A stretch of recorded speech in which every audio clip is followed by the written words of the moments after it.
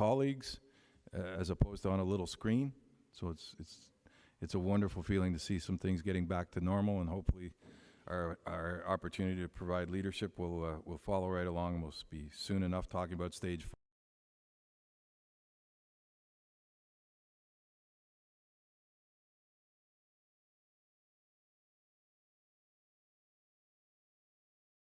YouTube. Welcome back to some sort of normalcy to see how your government works. There's a little bit of congratulations in order before we start. That would be to our CAO, Mr. Tim Simpson. He's finally reached a legal age to get some discounts at Shoppers Drug Mart and a few other places. Welcome to the club. His younger stepson or cousin, whatever it is not here, but Jamie McDonald also turned 54 today. He's may want to deny that age, but you know, actions aren't chronological. So sorry, Mr. McDonald, you are 54 years old today. I would call the meeting to order by resolution and ask the clerk to read the resolution. It's moved by Councillor Smith, seconded by Councillor Fraser, that the meeting of the Council of the United Counties of Stormont, Dundas, and Glengarry be hereby called to order. All in favor? Passed. The adoption of the agenda. It's moved by Councillor Fraser, seconded by Councillor Williams, that Council approve the agenda. All in favor? Disclosure of pecuniary interest and general nature thereof. Excuse me, Mr. Warden, pardon me. Are we able to have, I'd like to pull a couple of things from the key information, or the consent agenda, I'm sorry. Sure. My apologies. The 9E for the unified school times, the bell times, please. You want that removed? Or you're added to the discussion. Added to it? Yeah, please. Okay.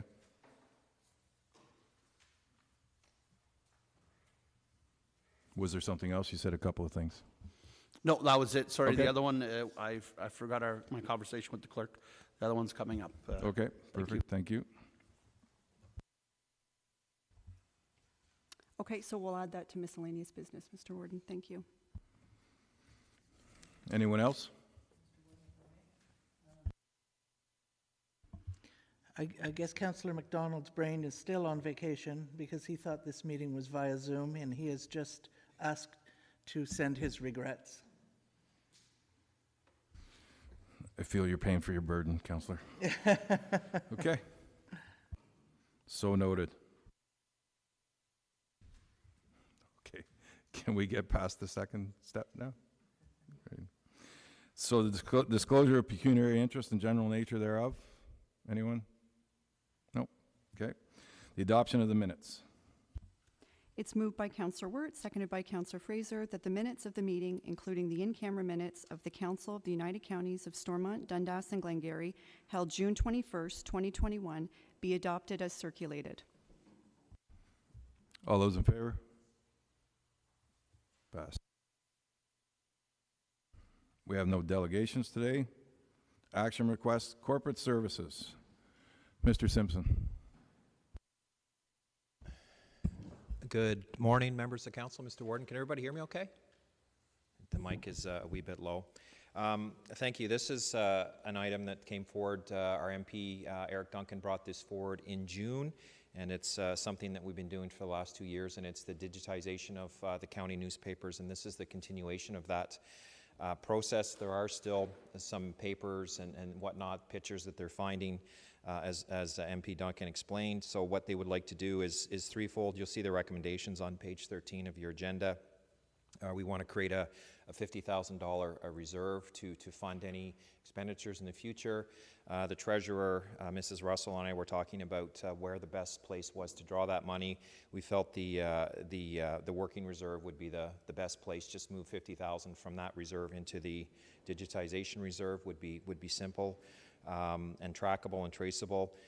We also want to extend the current arrangement we have with Image Advantage, who've been doing the work for us since 2019 at their rate of 85 cents per page, which is still reasonable, and that myself and the treasurer, be authorized to approve expenditures from time to time, and then we report what we spent in the previous year to council during the budget time. So I would expect that this project between this year and next year would for all intents and purposes, be wrapped up as they scour and they get stuff from the public. So with that, Mr. Warden, I'd be happy to answer any questions that council might have. Thank you, Mr. CAO. Any questions, comments, concerns? Councillor Warden. Through Mr. Warden, I'm happy to support this. It'd be nice to get this project wrapped up, and we're just doing our part as the stewards for tomorrow. Thank you. Any other comments? No. Seeing none, Through you, Mr. Warden, I'll read the resolution. thank you. Okay. It's moved by Councillor Williams, seconded by Councillor Laundrie, that the Council of the United Counties of Stormont, Dundas, and Glengarry authorizes the transfer of $50,000 from the working reserve to a new reserve fund entitled Digitization Reserve. Said funds to be used to complete the digitization of the remaining county newspaper and Lost Villages collections, and that Council extend the current arrangement with Image Advantage Limited to digitize the remaining pages photos for 85 cents per page, and that the CAO and Director of Financial Services Treasurer be authorized to approve expenditures from the Digitization Reserve Fund as required from time to time, and shall include a report with the annual budget outlining expenditures made during the preceding year. All those in favor? Opposed? Passed. Great, thank you. The approval of the June intake of applications for the RIP program. We could have Tim or Tara, or would you both like to speak to that? I thank you, Mr. Warden. I'd like to ask Tara Kirkpatrick to come forward and just go through the report with you. Thank you. Perfect, thank you. Yep.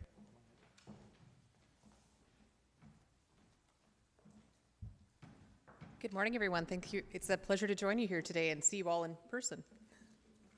So as you'll recall, a couple of weeks ago, our Regional Incentives Program Approvals Committee met for the first time.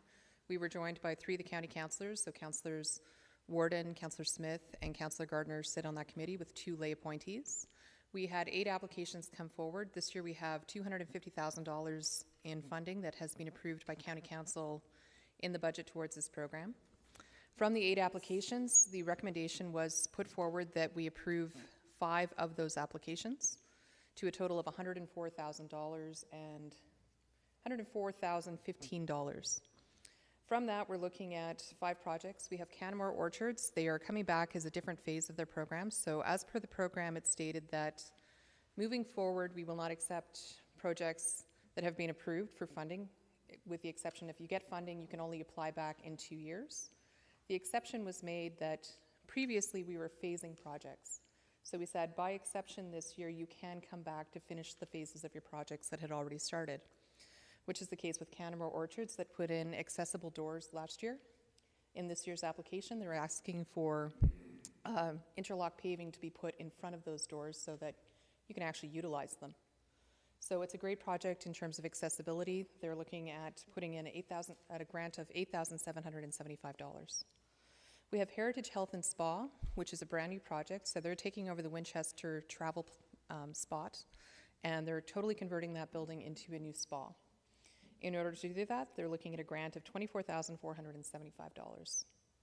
Tranquility Acres is a new event venue in Apple Hill, and it's in construction phases right now. So they've have all of their drawings and their renderings ready to go, and they're looking at putting in a $1.1 million investment into a new event venue that'll be used for weddings, conventions, and other similar events.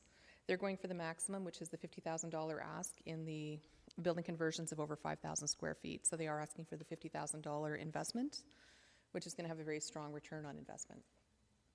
You've got Henderson Abattoir. So this is a pre-existing business that was sold within the year. So they purchased earlier this spring.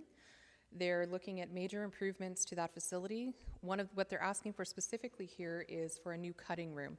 So they're taking 2 rooms that are being used now for other purposes, and they're going to be using them to turn them into cutting rooms so that they can actually double the amount of processing they're doing at that facility, and hiring 14 new jobs as a result of it. The final request is from the Upper Canada Veterinary Services, and theirs is a signage improvement request. So they're looking at $765 to improve the signage at their facility. They've gone through branding exercises. They're changing the signage to reflect that and to be a little bit more prominently visible. So as I said, in total, the asks are $104,000 $215,015 of the $250,000 reserved for this year. The remaining funds would be rolled into the next intake period, which has just opened. So we are now into our second intake of the year, which will be closing on August 20th. Perfect. Thank you, Tara. I will say before I open it up to council is I had the opportunity for the first time to attend this meeting as an observer, and I would like to commend everyone on that committee for the, it was a very good discussion over each and every point.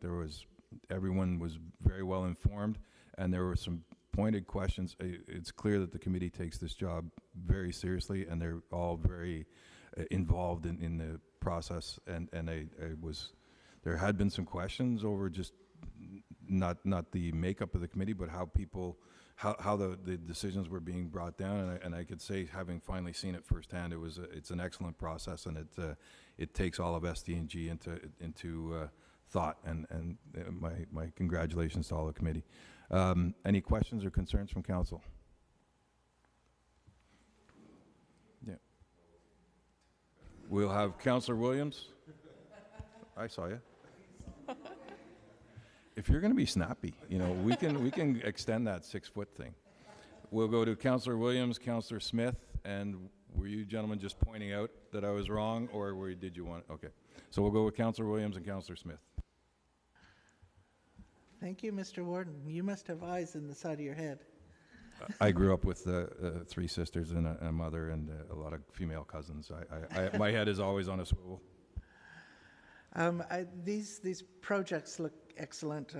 I'd be very happy to support the funding of every one of them. Just a question, Tara.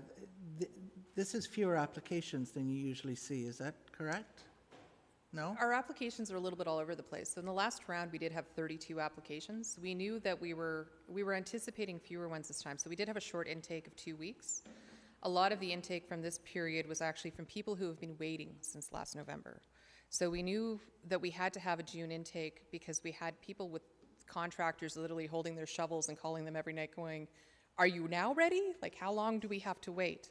So we had done a shorter intake period with the intention of knowing that we had those ones in this, they were in the bank. Essentially, they were calling us and telling us, since I started this job, that, "Are you ready? Are you ready? Are you ready? When can we start our project?" So we had to do a short intake in order to get them through, but given the timing of when the program was approved, it only allowed for about a 2-week intake in order to make it to today's council meeting, so that we didn't have to delay those projects by 6 months. In the next intake, we do anticipate we're likely going to have a much stronger numbers, but they are all over the place. Traditionally, we've had anywhere, some of the intakes have been 10 applicants, some of them have been 20, some of them have been 15. We've had, I believe the greatest was the 32. Of these ones, we also had more of them were concise applications. Sometimes the applications traditionally that have come forward weren't as ready. So I think that part of this is also, I know that I spoke with a number of applicants who are preparing for the July intake just because they're still waiting on quotes, they're still waiting on other materials. So we have quite a few of them that we've been working with through to June that just chose of their own volition to go into the second intake period so that they would be more competitive and more ready.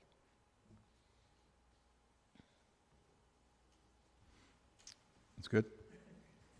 You got me frightened a little bit now. Councillor Smith. Thank you. Through you, Warden, I just wanted to reiterate, I guess, actually what you had said, which I was going to say, this is a great committee. I was very happy to be on it. I worked with some really good people, and they were serious about how we handled this. There were some great applicants. However, there were some that I think just missed the boat, not because they didn't deserve the money, but I think, as Tara also said, they just need more experience on filling out these applications, and I'm sure we're going to see at least 1 or 2 of them re-up their ask on the next intake. So not to discourage those who didn't get it, but there's another one coming up in another month, and I'm sure we're going to see some of them. And just to ensure or reinsure the council, the money that we gave out in this grant is money well spent. There's these businesses that are getting it are going to make a big difference to our community, not just to their business. Thanks. Thank you, sir. Anyone else? Any other comments? All right, I do have the motion if you'd yep, like. me if to. you could read the motion, please. It's moved by Councillor Williams, seconded by Councillor Laundrie, that the Council of the United Counties of Stormont, Dundas, and Glengarry approve funding under the SDG Regional Incentives Program in the total amount of $104,000, $15 for the following 5 projects. Canamore Orchards, Township of North Dundas, $8,775. Heritage Health and Spa, Township of North Dundas, $24,475. Tranquility Acres, Township of North Glengarry, $50,000. Henderson Abattoir, Municipality of South Dundas, $20,000. And Upper Canada Veterinary Services, Township of North Dundas, $765. All in favor? Opposed? Passed.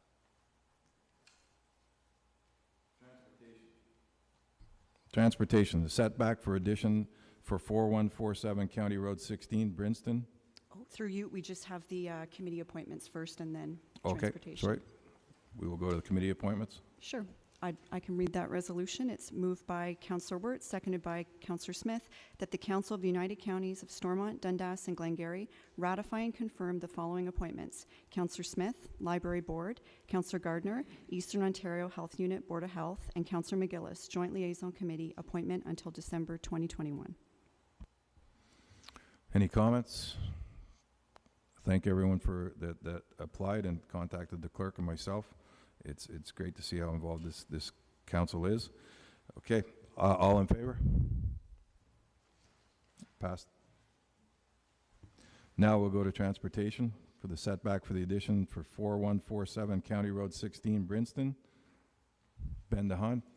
It's moved by Councillor Fraser, seconded by Councillor Bivelds, that the Council of the United Counties of Stormont, Dundas, and Glengarry approve a setback of 10.1 meters from the center line of County Road 16, Brinston, to facilitate the construction of a portico addition to the front of the existing building located at 4147 County Road 16, and authorize the Director of Transportation Services to issue a setback permit to recognize the same. Thank you, and good morning, and good to see everybody. Relatively straightforward setback request for Brinston. There are other buildings within the Brinston area that are closer than this one, but just under the bylaw, there wasn't, staff didn't have the authority to approve this setback, so we do need council's approval for it. It's a simple covered addition on the front of it, on the front of that existing building. I have in the council report, there's a picture of the building that's subject to this addition on the front. And owners looking very much forward to moving forward with the project, subject to council's approval. Thank you, Mr. DeHaan. Any questions or concerns from council? Comments? Seeing none, thank you. Was that all in favor? Carried? Yeah. Okay. We're good. We have nothing further. So all in favor?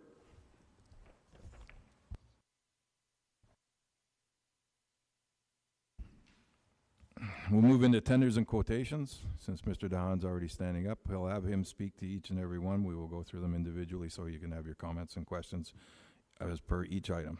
Mr. DeHaan. Okay, the first one is for the Brinston Storm Sewer Lining. It's moved by Councillor Laundrie, seconded by Councillor Smith, that the Council of the United Counties of Stormont, Dundas, and Glengarry accept the tender from Clearwater Structures Incorporated for storm sewer lining for $75,368 plus HST, and authorize the Director of Transportation Services to sign all necessary documents to give effect to the contract. Thank you, and I will say, obviously, Brinston's a hotbed of activity at this meeting, so that's great to see. So this action request is to approve the lining of the storm sewers in Brinston. It's part of a larger drainage project we're doing through that village, just to clean up some of the underground stuff, and that way, the next time we come through with paving, it'll be hunky-dory underneath, and we're ahead of the game. So this is just the lining itself, but there's other work that we're planning to do, which is some curb work, installation of a couple catch basins, replacement of a cross culvert at the north end of town, and a couple other minor little cleanup things like that. So we look forward to this work. We checked references for Clearwater. They haven't done a lining contract for us, but we have worked with them on bridge work before. Their references were very, very good. No concerns from that end. So I do note that there is quite a variation in prices that were received, but you know, the two low bids are relatively comparable, and the product that Clearwater's using is an approved product, so we have confidence that this project will be successfully completed by this contractor. Any comments or questions from council? Okay, we've heard the resolution. All those in favor? Carried.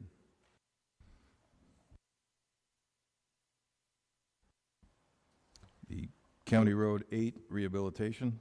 It's moved by Councillor Laundrie, seconded by Councillor Williams, that the Council of the United Counties of Stormont, Dundas, and Glengarry accept the tender from Cornwall Gravel Company Limited for the rehabilitation of County Road 8 at their unit prices totaling $449,680 plus HST, and that the Director of Transportation Services be authorized to sign all necessary documents to give effect to the contract. Mr. Don. Thank you. And this project, we had spoke at budget time with council on this project. It's the rehabilitation of County Road 8 between the east and west legs of County Road 18. This job includes some subsurface drainage, the addition of granular A, pulverization, and then hot mix paving on top of it. It's to correct some of the frost action we have there. It's a pretty rough piece of roadway, particularly in the springtime whenever we do have the thawing of the roadbed. So this type of treatment will improve it. Similar treatment to what we did on County Road 1 north of South Mountain, and I think for those of us that remember what it was like before and what we have now, I think would agree that it's a successful type of way to correct those deficiencies. So budget price was good, and we look forward to getting this work complete. Thank you, sir. Any comments or questions from council? Councillor Byvelds.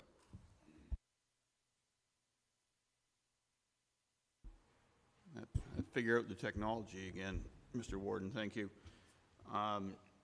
First of all, I'd like to thank Ben and his crew to bring this forward to the council at budget. And it's been a road that has been, I wouldn't say ignored, but just one of those roads you just leave go, let go, and it got to the point that it couldn't be let go any longer, and it wasn't even a road you can drive on in the spring. The request I would have to look at, though, I'd like to council to consider, and I've discussed it with Ben, at looking at literally finishing that road off. So County Road 8, if you go further south, there's 2.7 kilometers of now need road because it has no extended shoulders. It hasn't been done 15 years plus. That would finish off 8. Literally, there's new road from Froteburn down to, excuse me, County Road 2. If it's possible for Ben to look at some of the savings he's got, and I know there's not enough there, to see if Cornwall Gravel would finish that road off, then in my opinion, I think it's an opportunity when you have the contractor there, and if he's willing and able and fair price to finish that road off, and it's off our list, then we don't have to deal with it again. But I just believe it's the right opportunity to do it now than waiting for whenever, because I don't know whenever it's going to have. It is pretty rough. It's not as rough as that section we're doing, but and I know we have lots of rough roads, but it's just one of those opportunities that you're there. Let's do it. We'll have those opportunities coming up forward too next year when we do one and stuff like that. So it's one of those now need roads. I think there's an opportunity here that we should at least look at it. Thank you. Any other comments, questions? We'll go to Councillor Fraser, and then we'll go to Councillor Smith, and then Mr. Don, I'll let you. Thank you, Mr. Warden, and I'm not sure if I'm the first to say, but it looks good having you up there, and you're doing a fine job so far. Is that because I'm further away from you, or is that an actual compliment? No, I just want to congratulate you on your position. If I may, I'd like to ask Councillor Byvelds, are you suggesting we wait for a cost from Mr. DeHaan, or so we would look at this at the next meeting? Is that your suggestion, Councillor Byvelds? Thank you. Not sure when is the work scheduled to be done. That's the key.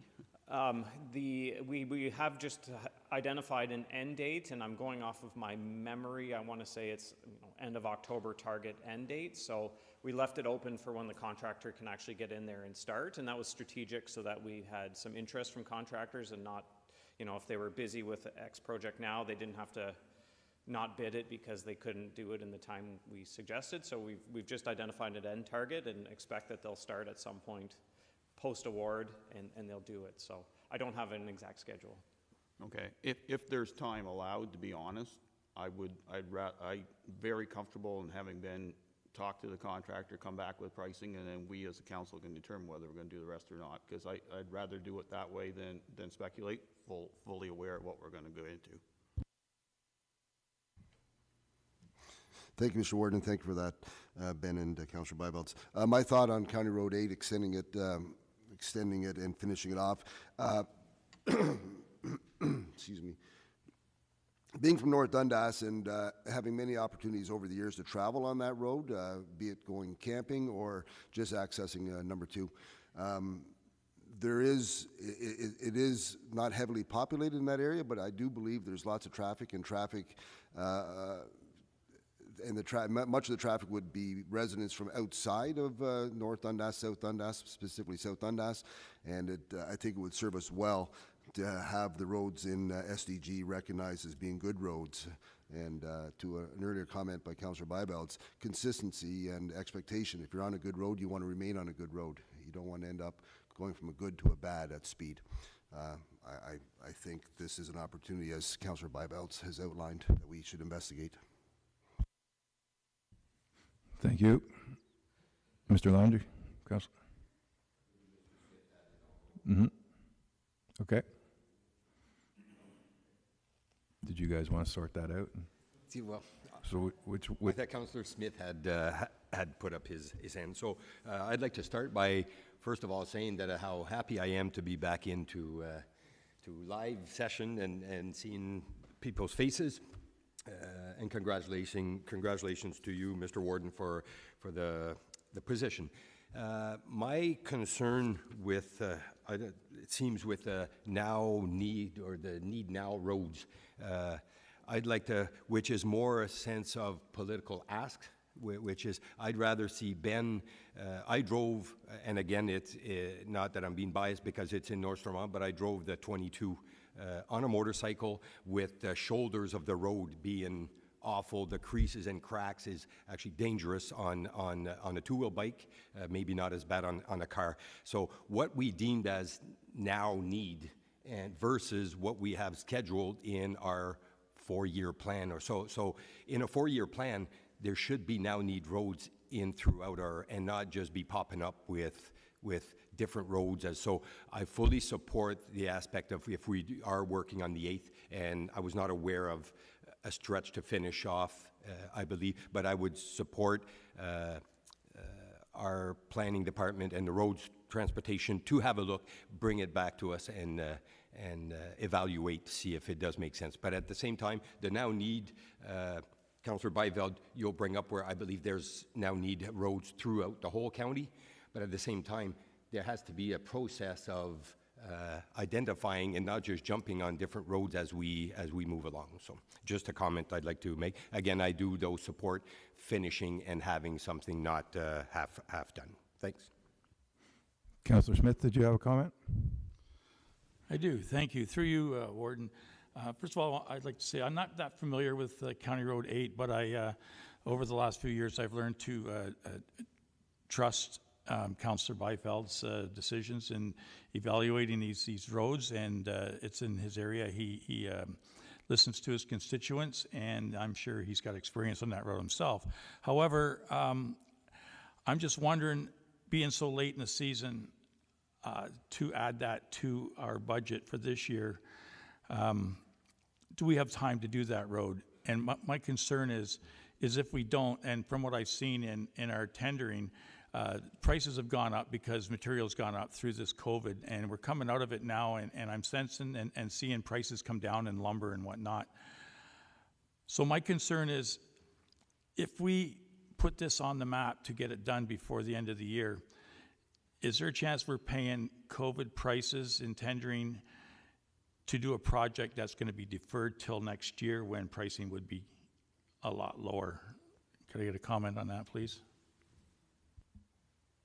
You know, obviously I can't disclose unit prices that were bid as part of the tender, but I can say certainly the prices that we had in this bid were more expensive than what we received through our normal hot mix tender. That being said, when we when we tender that work earlier in the year, we're ahead of like fuel price index and whatnot. So at this time of year, when you're bidding, you are actually you're accounting for fuel price index. And one of the interesting things I've noted through this summer is that the price of just fuel itself has remained high, which does impact your trucking and all of those expenses that are associated with projects such as this. So I would suggest we are paying a higher price than what we pay as part of our larger hot mix tender, but it wasn't I would suggest overly inflated either, or prices that were ridiculous. They were reasonable prices and relatively comparable between what we've seen for other, you know, things like Martintown and other projects that we're considering today. So yeah, higher, but not out of this world is, I guess, the best way I can answer it. I did, you know, Councillor Byvelds gave me a heads up that this question was coming in terms of extending the work, just to have an opportunity to give council some context in terms of pricing. If we extended the work to Stevens Road, which is 400 meters south of County Road 18, that cost would be about, and what I did was just use the unit rates included in the contract, which if we were to extend the work through Cornwall Gravel, we'd do it via change order, and it'd be a very significant change order given that we're, you know, doubling, tripling the quantity that's out there right now. But that's, I mean, reasonable and fair, and you can't re-tender it and get another contractor out there working, you know, at the same location. So reasonably that's the way we should extend the work if we do want to extend the work. So if we extend it to Stevens Road, which is about 400 meters south, we have enough money within the budget that was approved for the work between 18 and 18. So we can actually accommodate it without digging into other funds. To go that additional 2.3 kilometers to County Road 28, the joint at north of County Road 28 where we had ended last time, we're looking at an additional $550,000 on top of the $101,000 for that first little bit. The caution I have with that is one of the things that we are very cognizant of and have worked very hard to do within our department is with that 4-year plan, we're always doing the ditching, the culverts and whatnot a year ahead of time, because we know we're going to be, for example, on County Road 3 next year, so we were planning to do ditches, culverts, all that good stuff already. For the section of County Road 8 that we're talking about, and that's not to say we have to do anything, I just don't know the condition of that underground right now. So my caution is that I would need some time to go and look, or my staff and I would need some time to go and look at that and be prepared. I think that there is a reasonable expectation we could get it done this year through change order with this contractor. That's just my caution, that we do have to take a closer look at that underground culvert, storms, you know, all those things that play into it, because the last thing you want to do is pave a road and then change a culvert 2 years down the road. So. Okay.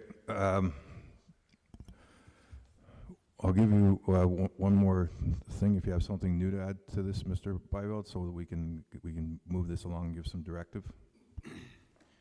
Thank you, Mr. Warden. First of all, I'll address the comments by Councilor Landry.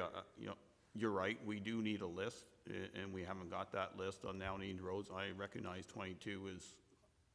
If I was a motorcyclist, yet I don't think I'd drive it. That's how bad it was in the spring. I don't think it's gotten any better, and we have other roads that are that way too. And I appreciate the caution that Ben has given us on potentially doing more.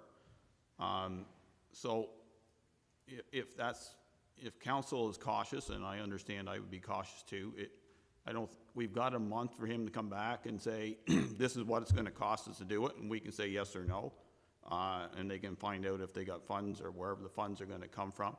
I just think it's an opportunity that, you know, yes, prices have gone up.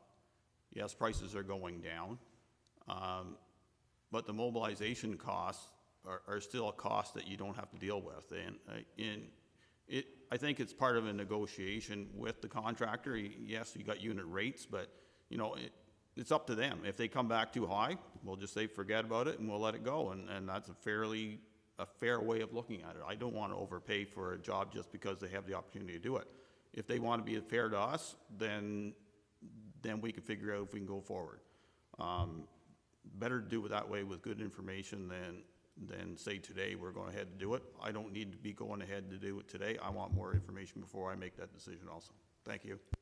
Okay, thank you. So if I may, if we can get consensus on giving direction to Mr. DeHaan to investigate with the contractor, first of all, if they could even do it and extend it from October to, I mean, perhaps the end of October or maybe into November. I'm not sure what timelines I would give them. Give your staff time to investigate what the infrastructure is like there and come back with a as full as possible a financial understanding so that we know how much money would be left if we go ahead and do this, how much money it's going to cost to get something hammered down a little bit better for our August meeting, because that still allows September and October. You could have those discussions if council is willing. You could have those discussions with the contractor, sort of leaning towards, if we needed to mobilize you, how much time would you need to be able to finish this project, to see if that's feasible for them. And then we would have a complete and thorough understanding of how much money we're taking out of whatever funds are left, what it does to, in a small way, but what it does to any other impacts of things that you were thinking about. And to Councillor Landry's point, we could run into this at a lot of places if we're only going to be doing sections of roads, so it is a slippery slope to go down to. But to Councillor Byveld's point, that is just the fact that being able to say that there are other roads just as bad doesn't mean that that road is not bad. So you can fix the one that you're at, and that does make perfect sense. It'll be more the dollars to see if it all makes sense. Is everyone comfortable with sending Mr. DeHaan with that direction? Just nod heads. Okay, Mr. DeHaan? If I may, and I don't know, I don't want to be too bold, but in a circumstance like this too, if they are pulverizing the roadway, for example, that might be one of the first activities they want to do. We'll jump on it right away with council's direction, but it may be something where in lieu of actually bringing it to the August meeting, which is a month from now, perhaps the opportunity to call a special meeting if it really impacts the contractor's schedule. It could be virtual. I don't want to speak for how we want to organize these things, but is that an opportunity? I just want to get a sense of, because the boat may sail by us depending on when the contractor was planning to mobilize some of their activities, and I don't want to delay the work. I want to make sure if we are going to get that direction, I can put things together, and I know our staff are able to jump on things, and we'll get some answers very, very quickly if that's the direction we're given. But it's just then, one of these challenges is then we have to sit and wait to get in front of council to get moving on it. So if we could actually have that opportunity to even meet earlier if need be, that would be fantastic if that's the direction we're going to take here. I would say, Mr. DeHaan, that would depend on the answers you're going to get from the contractor. And if they say we cannot in any way do A, B, or C, unless we know now or within a week of now, then you can contact the clerk and contact myself, and we will pool council and see if we can do it by phone, by Zoom, by whatever it is. But they may actually also be okay with waiting until August. Who knows? But so we won't plan for that, but we'll let the circumstances dictate that, if that's all right by council and Mr. DeHaan. Okay, thank you.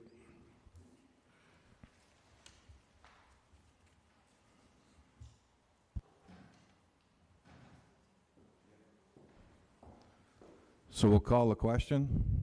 All those in favor? Or do we need to reread it? Does everyone remember what the question was? Okay. All those in favor? Carried. Mr. DeHaan, we have the question for the GPS fleet tracking system refresh. I'll have the clerk speak to the motion. It's moved by Councillor Jaworski, seconded by Councillor Byvelds, that the Council of the United Counties of Stormont, Dundas, and Glengarry accept the joint proposal from Dycan Incorporated to provide automatic vehicle locator services. The joint proposal includes the following: United Counties of SDG annual subscription fee of $24,600 plus hardware and installation costs. Township of South Stormont annual subscription fee of $9,384 plus hardware and installation costs. Township of North Glengarry annual subscription fee of $15,600 plus hardware and installation costs. Township of South Glengarry annual subscription fee of $11,820 plus hardware and installation costs. Municipality of South Dundas annual subscription fee of $11,244 plus hardware and installation costs, and that the Director of Transportation Services be authorized to sign all necessary documents to give effect to the purchase. Thank you. Not Mr. DeHaan, Mr. Baker, fresh from the set of Duck Dynasty, to provide this information.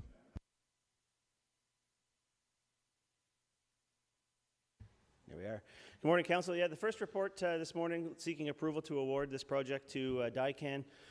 This is the technology that we've been using here at the county since before my time, even before Ben's time here, and we've actually been with the same provider for that whole time as well. And the way this project came to be is they've recently been bought out and are changing their corporate model, that they're not going to be servicing the end user anymore, and they're going to a reseller model, similar to the way a telecom company would be structured. Bell, you know, you can go into Best Buy and get a Bell phone there, and Best Buy is your reseller. So the provider we were with was going to that model, so we saw this as a good opportunity to go to market. We were going to be forced to migrate on their system, so we said we should go to market and see what else is out there.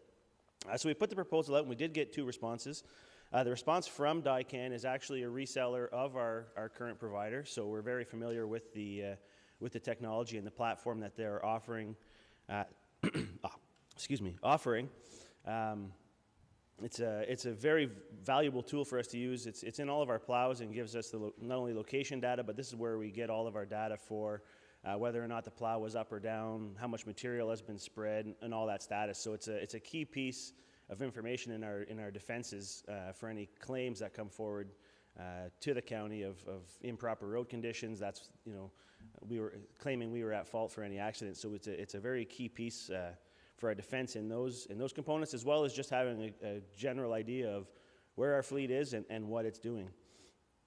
So as mentioned in the resolution, it was a joint proposal. 4 of the 6 townships or local municipalities did come on board at the procurement process. And if the others are looking to, they're able to jump on with this vendor as well. They have no problem honoring their submission to allow the other townships to come on board. The price is noted, as mentioned, is for our subscription cost, so that gives us access to the online portal. We can go back, look at it live. We can pull up all this data at any given time for any given day. And as well, the second part of it is for the hardware installs, which is there's a physical box inside the truck that records all the data, has a little SIM card in it, sends everything out, as well as sensors on the plows to record all of that information. So as far as the cost in the county portion, that's what we're seeing as a worst case scenario. It is a little bit over our budgeted value, but there is the opportunity there that we can reuse some of those locators that are in the trucks right now, being that it is the same provider. It is technology, so it's kind of is it going to take the update or not, and we'll find out, but we're hopeful that we'll only be a little bit over our $30,000 budget when everything is said and done on that. Be pleased to answer any questions if there's anyone looking at specifics. Councillor Landry. Thank you, Mr. Warden. Trevor, just for comparables, from our previous provider, what was the annual feedback with the previous provider? Sorry. So at the base package, which is just where your truck is and speed, at $24 a month, and your full plow package at $35 a month, it's just marginally less than what we're currently paying with our current provider. Our monthly bills at the county here are around $2,100 a month, and under the new model, they're in $2,000 and round dollars. So they're pretty much the same? Pretty much the same. And second, if, like I see we're not on there, if we were to look the annual subscription, and I believe I see variables in the pricing, so is it the amount of vehicles you have? So there's an annual fee, or does it go by kilometers that you run, or how does that work as far as the annual fee for a subscription? It's per month per vehicle. So depends on the size of your fleet, what your cost will be, but so for the basic package of just what we call track and trace, where is the truck and how fast is it going, is $24 a month.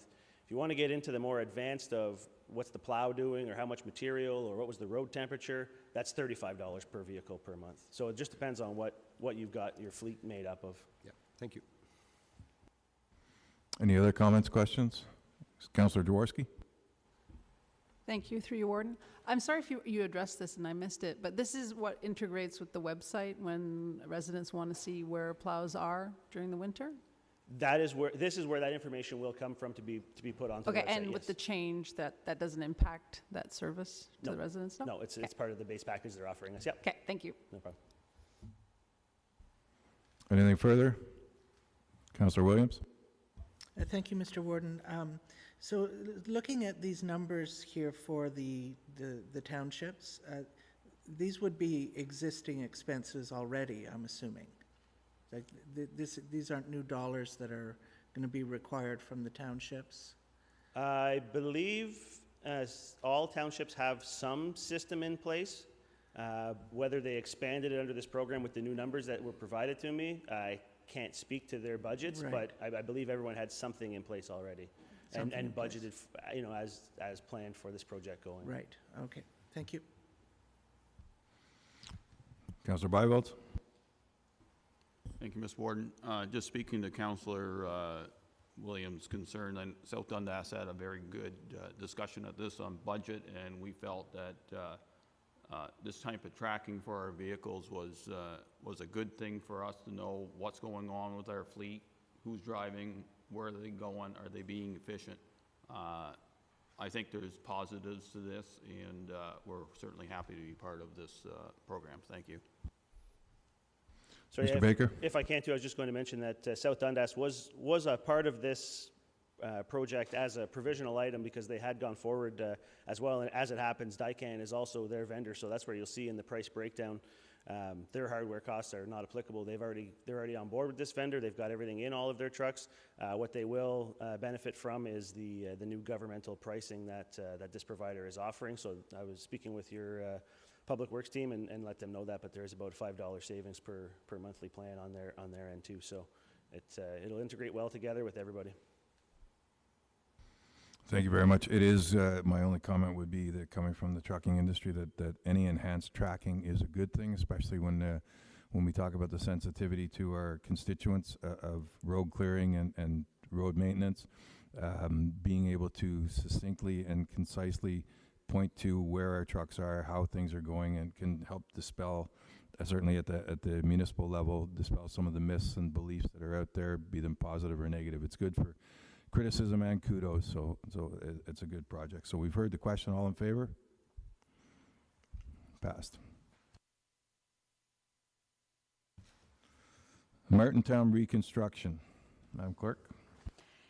Motion's moved by Councillor Smith, seconded by Councillor Jaworski, that the Council of the United Counties of Stormont, Dundas and Glengarry accept the tender from Cornwall Gravel Company Limited for the reconstruction of County Road 18 in Martintown at their unit prices totaling $634,486 plus HST, and that the Director of Transportation Services be authorized to sign all necessary documents to give effect to the contract. Mr. DeHaan. Thank you. I'll keep this one brief. The reconstruction of County Road 18 on the east side of Martintown, so east of County Road 20. This work includes essentially rebuilding the roadway. We met with South Glengarry staff to go over some of their infrastructure, and fortunately for South Glengarry, all of their infrastructure, that's really sidewalks is what I'm referring to, it's in excellent shape, so there's no inclusion of that beyond a couple of minor little repairs we're going to do under this contract and bill South Glengarry for. Relatively straightforward reconstruction project. The only hiccup in it is there is some contaminated soil that we know about, but we are, as part of this contract, dealing with those contaminated soils we encounter within the work. We've got a provision for that, and we have a provision for isolating our new material, our clean material, from the source of that contamination, which we know to be private property on the north side of the roadway. Beyond that, this is thanks to the additional gas tax funding we received, so we've got plenty of capacity within that extra gas tax money to be able to afford this work. It's been a project that's been on the shelf, ready to go as a tender-ready project for some time. We had to tweak it a little bit just to update it for today, but I appreciate Council's quick decision to tell us to go forward with it, and appreciate even EVB for jumping on it to get it out to tender and here for Council's consideration as quickly as it did. So With that, I'm happy to answer any questions. Comments, questions, Councillor Warden. Thank you, Mr. Warden. Ben, thanks for, I want to thank you and staff for dealing with an issue early this weekend. I had a call from a constituent concerned about a large pothole, so thank you to Trevor and whoever went out and filled it. We didn't need any broken ankles. This question just popped in my head, so I do apologize. Is there any consideration for entertaining bicycle lanes? It's something that we're seeing more often as you drive into villages and towns where there's an allotment for bike lanes. Now, I know maybe it's too late for this project, but is the county considering incorporating bike lanes where feasible? Like, it's pretty wide through there. I guess the bridge would be maybe the narrowest part, but as you're going up the hill, it's fairly wide. Is there anything that the county is that something they consider in the villages? Yeah, I think a great question, and I think the answer to that is really it's going to depend on the village. So in Martintown, the property line is essentially back a sidewalk to back a sidewalk, and we're paving everything between those sidewalks. So what's available for cyclists will be a hard, smooth surface when we're done. It's something we'd have to take a close look at every time we're into a village. And for example I can think of is Alexandria. In the EA process, we talked about cyclists and how to accommodate them. And actually we landed on it didn't make sense to accommodate cyclists downtown Main Street in Alexandria, just because we're so constricted with space there. We have an alternative kind of loop off of the main street for cyclists that, with connections so that they can still access those businesses, and I guess a greater plan to provide signage, et cetera, et cetera, et cetera. So in the Martintown circumstance, I don't think anything would change in terms of what we could do out there, but something we, I guess is something we think about whenever we are looking at some of these larger projects in the villages and in downtowns. Thank you. Sorry for throwing that at you there. Councillor Jaworski. Thank you, through you, Warden.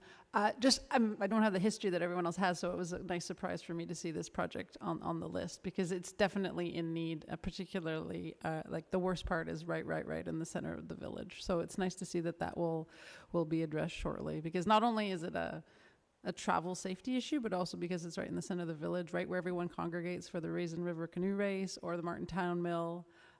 Just from an optics standpoint too, it really looks poor. So it'll be nice that it gets redone.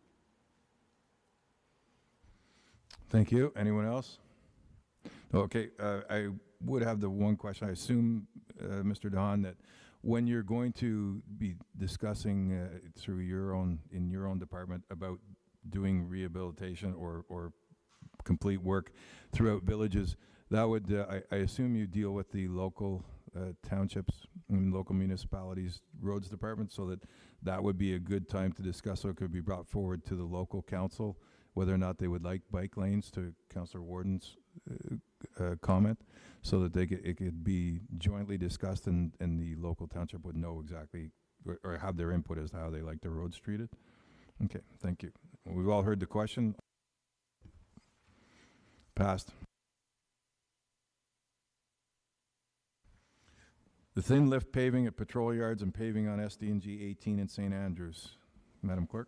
It's moved by Councillor Wirtz, seconded by Councillor Williams, that the Council of the United Counties of Stormont, Dundas, and Glengarry accept the tender from Coco Paving Incorporated for the thin lift paving at the county patrol yards and hot mix paving on SDG 18 in St. Andrews West urban area at their unit prices totaling $572,024 plus HST, and that the Director of Transportation Services be authorized to sign all necessary documents to give effect to the contract. Mr. Don. Thank you. And so this was really a two-part tender. One was for the paving at the patrol yards, and the other was to pave County Road 18 in St. Andrews West as that project reaches its completion.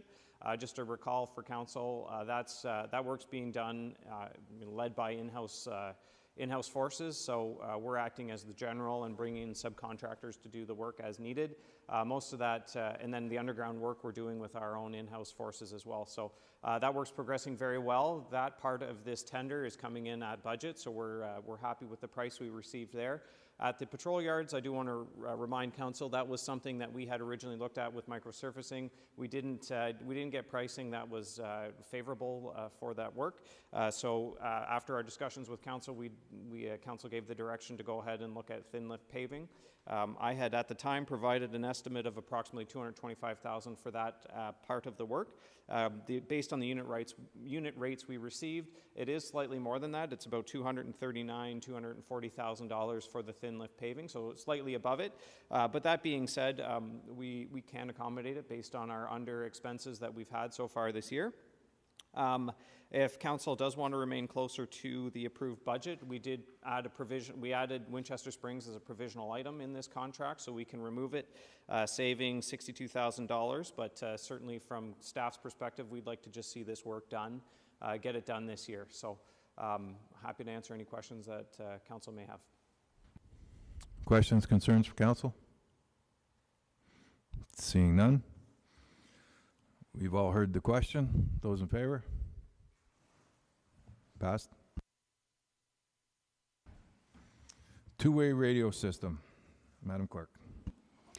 It's moved by Councillor Laundrie, seconded by Councillor Jaworski, that the Council of the United Counties of Stormont, Dundas, and Glengarry accept the tender from On Tower Incorporated for the demolition and supply of a new two-way radio tower at the total price of $198,225.40 plus HST, and that Council accept the tender from 59 Solutions Incorporated for two-way radio equipment at their unit prices totaling $111,992 plus HST, and that the Director of Transportation Services be authorized to sign all necessary documents to give effect to the contracts.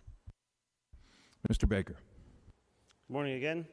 Yes, as the motion reads, looking for approval to award these two contracts for the two providers, which will essentially give life to and revive our two-way radio communication system at the county here. This is a project, excuse me, that's been around this table a couple of times. I think when we first started budgeting or discussing it for our 2019 budget, back in 2018, everyone remember the scope of the project then grew to be a multidisciplinary, multi-departmental, became, very out of scope of what we had first planned for. So, fire went on their own way.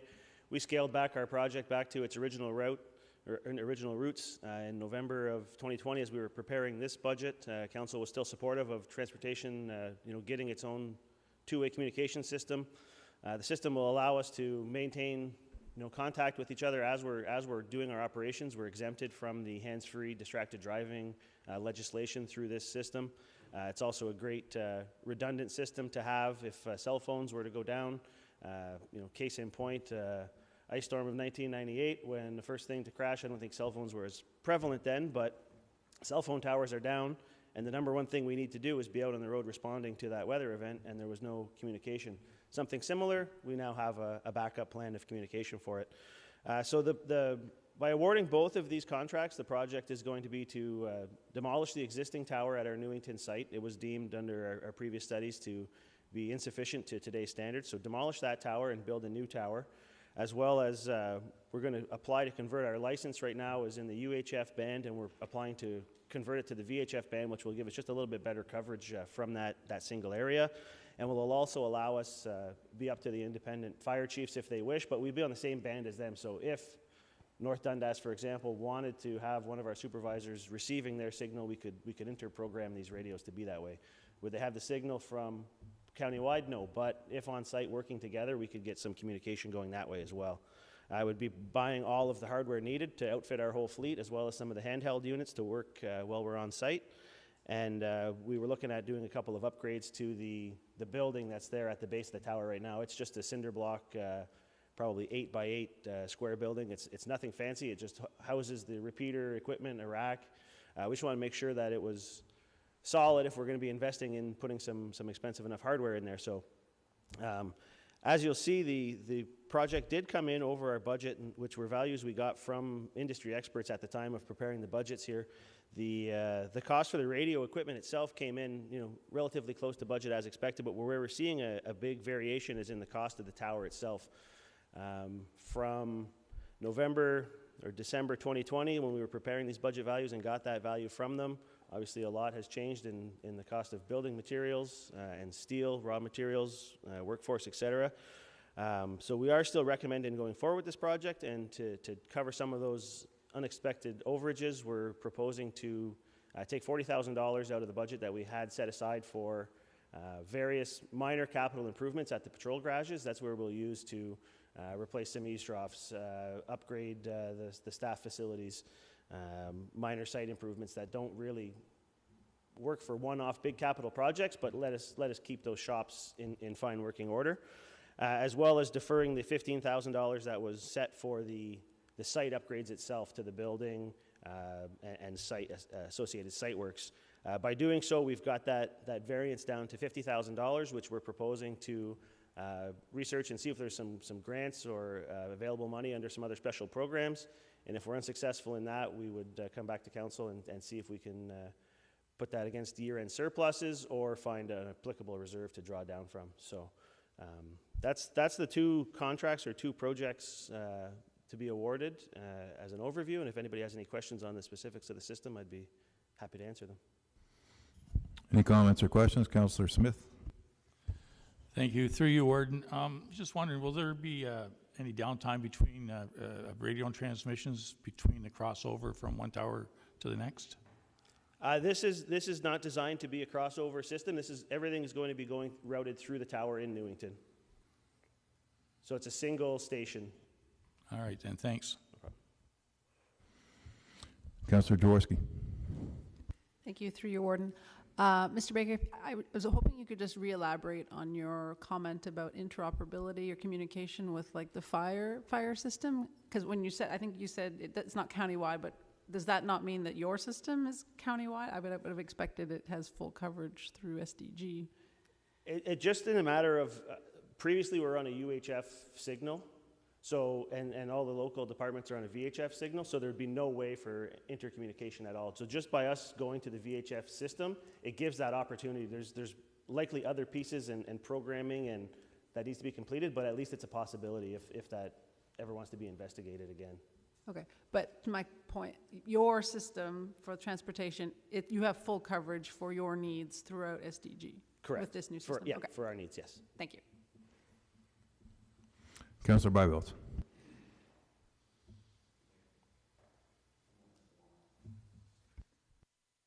Councillor Jaworski, you need to turn yours off. Okay. Thank you, Mr. Ward. I guess there is some concern over the overage in budget, and I understand how it evolved.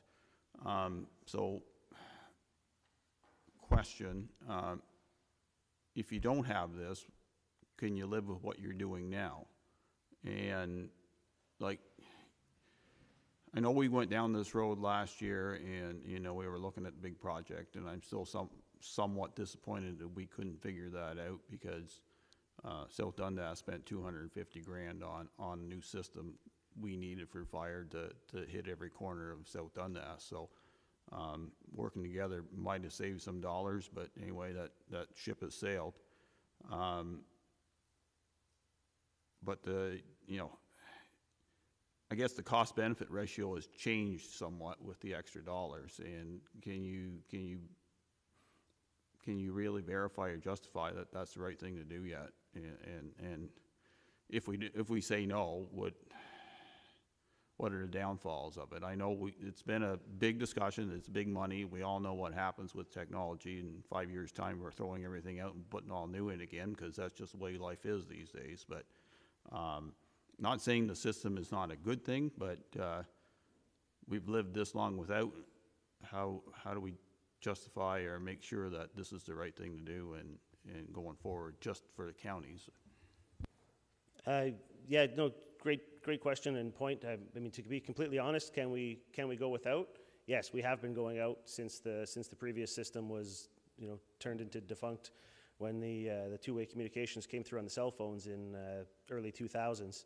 The problem with delaying this again, if we don't award this time around, The scope has changed a couple of times. We've gone to market a couple of times for a couple of different sizes of projects. My fear, if we don't award it this time around and we try and defer and rebudget again for next year and go back out to market again and get pricing, vendors, I don't think we're going to get any pricing. They say, okay, what's going on? Do we know what we want or what we're doing? To get these prices in, for example, we were planning on bringing this to the June meeting. Both tenders had closed before the meeting. Radio hardware prices came in. We were good. We received no bids for the tower. So we called around to the people who had taken plans, asking why. Was it a scope of work issue? Was something going on? Turned out, well, we just didn't have time. We were too busy. It wasn't our specialty. So we said, okay, it wasn't that, oh, we don't want to do this work. It was just a timing issue and a who took the plans issue. So we said, we'll reissue it, get it into July, ask the radio company if they'll hold their prices for that month because they weren't technically valid until this period. They agreed to do so.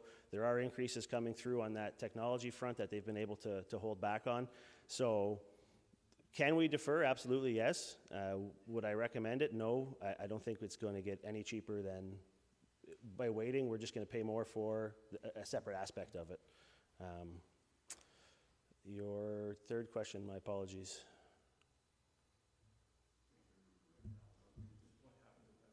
Oh, without it, we just carry on and continue operating the way we have been, which is without any backup system and without great communication during our operations. Is it workable? Yeah, we've proven we can work with it, over the past several years, but it's not an ideal setup by any means. Councillor Warden. Through you, Mr. Warden. I think the premise of this project it's more on the emergency management side of things. And I think we need to go forward with this project. It's been deferred. If a natural disaster happens in SDG, the first things that are going to crash are the cell phone systems. This is a backup technology that's older than I am, and I'm 40 now, and it's proven. So I think we just need to bite the bullet, move forward. I mean, in one breath, we're advocating to extend the road budget for a period of time or for a project for an extra 2.7 kilometers. This is something that I think needs to be done, and and there may be funding in the emergency area with COVID. There might be something that we can add or pull the 50,000. This project needs to go forward, in my opinion. Thank you. Councillor Williams. Thank you, Mr. Warden. Trevor, to your knowledge, do the lower tier municipalities operate with this system in their with their operators? Do they have current radio systems? Yeah, they're currently. They are. Every municipality has their own kind of standalone system right now. Okay, and is it the V? For my knowledge, they're all on the VHF system. Yeah. Okay, so that could provide broader communication throughout the. If we were to revisit that large-scale project that previously wasn't supported to go forward, we're starting off on the right foot. Starting off on the right foot. To revisit that project. Thank you. Sorry about that. Mic was off. Councillor Fraser. Thank you, Mr. Warden. We do need to go ahead. This has been floating around for a long time. Was first brought to our attention about the need to move away from handheld, cellular phones, distracted driving. We all understand how that is, and we need to get to the radio system. And it's unfortunate that there was that delay with the other, trying to integrate another project with this. But this is something that has to go ahead. Should have went ahead a long time ago. I think we need to. Albeit we're slowly being proactive, but we need to continue being proactive. We need to drive on and get this done. We can't go around suggesting that, and I'm not suggesting Councillor Bybels is suggesting that we do it, but we can't go around with the thought that we can wait and continue in the same method that's going on now, which is not as good as the radio. It's not as appropriate as using radio telecommunications. I think the difference is $50,000, and I trust that efforts will be made, maybe not successful, but efforts will be made to ensure that we do the right thing. And it's important that we, morally, that we step up and get it done. Thank you. Okay, we've had all right. Councillor Laundrie, and then we'll bring this to a head. Thank you, Mr. Warden. Through you, yeah, I'll support. And Mike, maybe you can correct me if I'm wrong, but I believe that under the fire service, when we were a joint tender looking at the scope of radio communication, we ended up having our pagers under the analog service, and then the radios under digital. And I think the purpose of that is the cell service being the way it is. Everybody knows when you don't have cell service, the whole world stops. But for emergency crews, they need to be made aware. So the analog system on the pager, similar to the two-way radios, I think has to be supported. It's never needed, obviously, from the time that you're saying that, from the time we had it till now, but it's only needed when you come into an emergency case where I think we have to support this. Thank you. Yes, as a longtime fire commissioner in North Dundas, it's one of those things you don't really, if we're to split the hairs, you don't really need these items until you need it. And if you need it one time in 50 years, you want that more than you want anything else that you put forward. So I think it is a good project. I know the costs of radios and communication are expensive, and we in North Dundas have always done our emergency communications incrementally, so we don't have huge costs at one particular time. But it's certainly a substantive amount that is put towards it every year, if not every 2 years. So, but we try to mitigate those costs and not let our communication system get so poor that we need to put large amounts of money into it. But it's still, I guess I'm a little bit jaded because when I started with that, what I considered a large amount of money is now something that I go, oh, that's not bad. So you do get dragged along into it a little bit, but it's still, to your point, Councillor Byveld, it still hurts, you know. But it's certainly needed. So everybody has heard the question. You also understand the economics of it. We'll have $50,000 worth of deferrals and hoping that we can get grants for it. If not, these gentlemen will be back at the table asking us to find another way to finance this. And there's a couple other things that are being deferred, but I'm assuming by the way you said it, Mr. Baker, that they're not substantive in the cost. It's just little projects that won't quite be done if we have to scramble for money right now. That's correct. Okay. All right. I'll call the question. All in favor? Passed. Thank you, sir. Thank you. Now, just a little heads up. We will head into bylaws. I will read 8A, and we will go through this with Mr. St. Onge, and then after that, we'll take a 10-minute break because we will be going into camera after that. So we can have a little bio break in a moment to stretch your legs, and then we will read to section B. Thank you. It's moved by Councillor Warden, seconded by Councillor Smith, that bylaw number 5303, being a bylaw to authorize an agreement between the United Counties of Stormont, Dundas, and Glengarry and Bell Canada to provide landline services, be read and passed in open council, signed and sealed. Mr. St. Onge. Thank you, Mr. Warden, and good morning, Council. So very similar, basically a carbon copy of a report we brought last month for Emergency Operations Center telephone lines, except this time it's for the alternate Emergency Operations Center located at the Finch Patrol. Over the past several months, we've converted that garage from landlines to voice over IP. So regulations require that we do have a backup mode of communication. So this one phone line is being transferred from operations or transportation to emergency management. And a 3-year contract will save us about $20 a month moving forward. Thank you. Questions, comments from council? Seeing none, all in favor? Thank you very much. Thank you.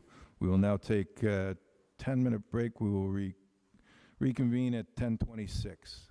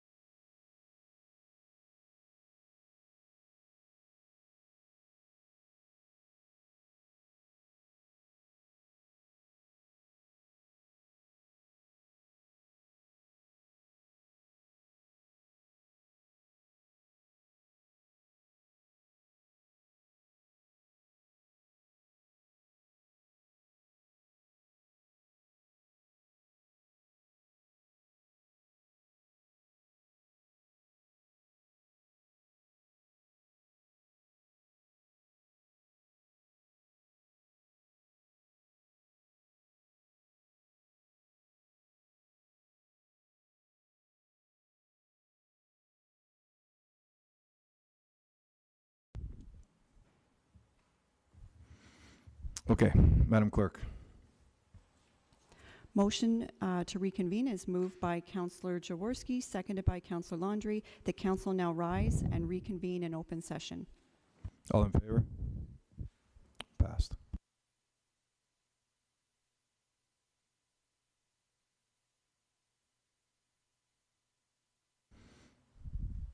Okay, thank you all. We had a thorough and good discussion. The question on the table, just for the clerk to reiterate so that we can decide how it is we will proceed. If you could read the motion, please. It's moved by Councillor Jaworski, seconded by Councillor Warden, that bylaw number 5304, being a bylaw to regulate the location, size, and operation of signage within and adjacent to the county right-of-way, be read and passed in open council, signed and sealed. Any comments, concerns, questions? Anyone look for any changes?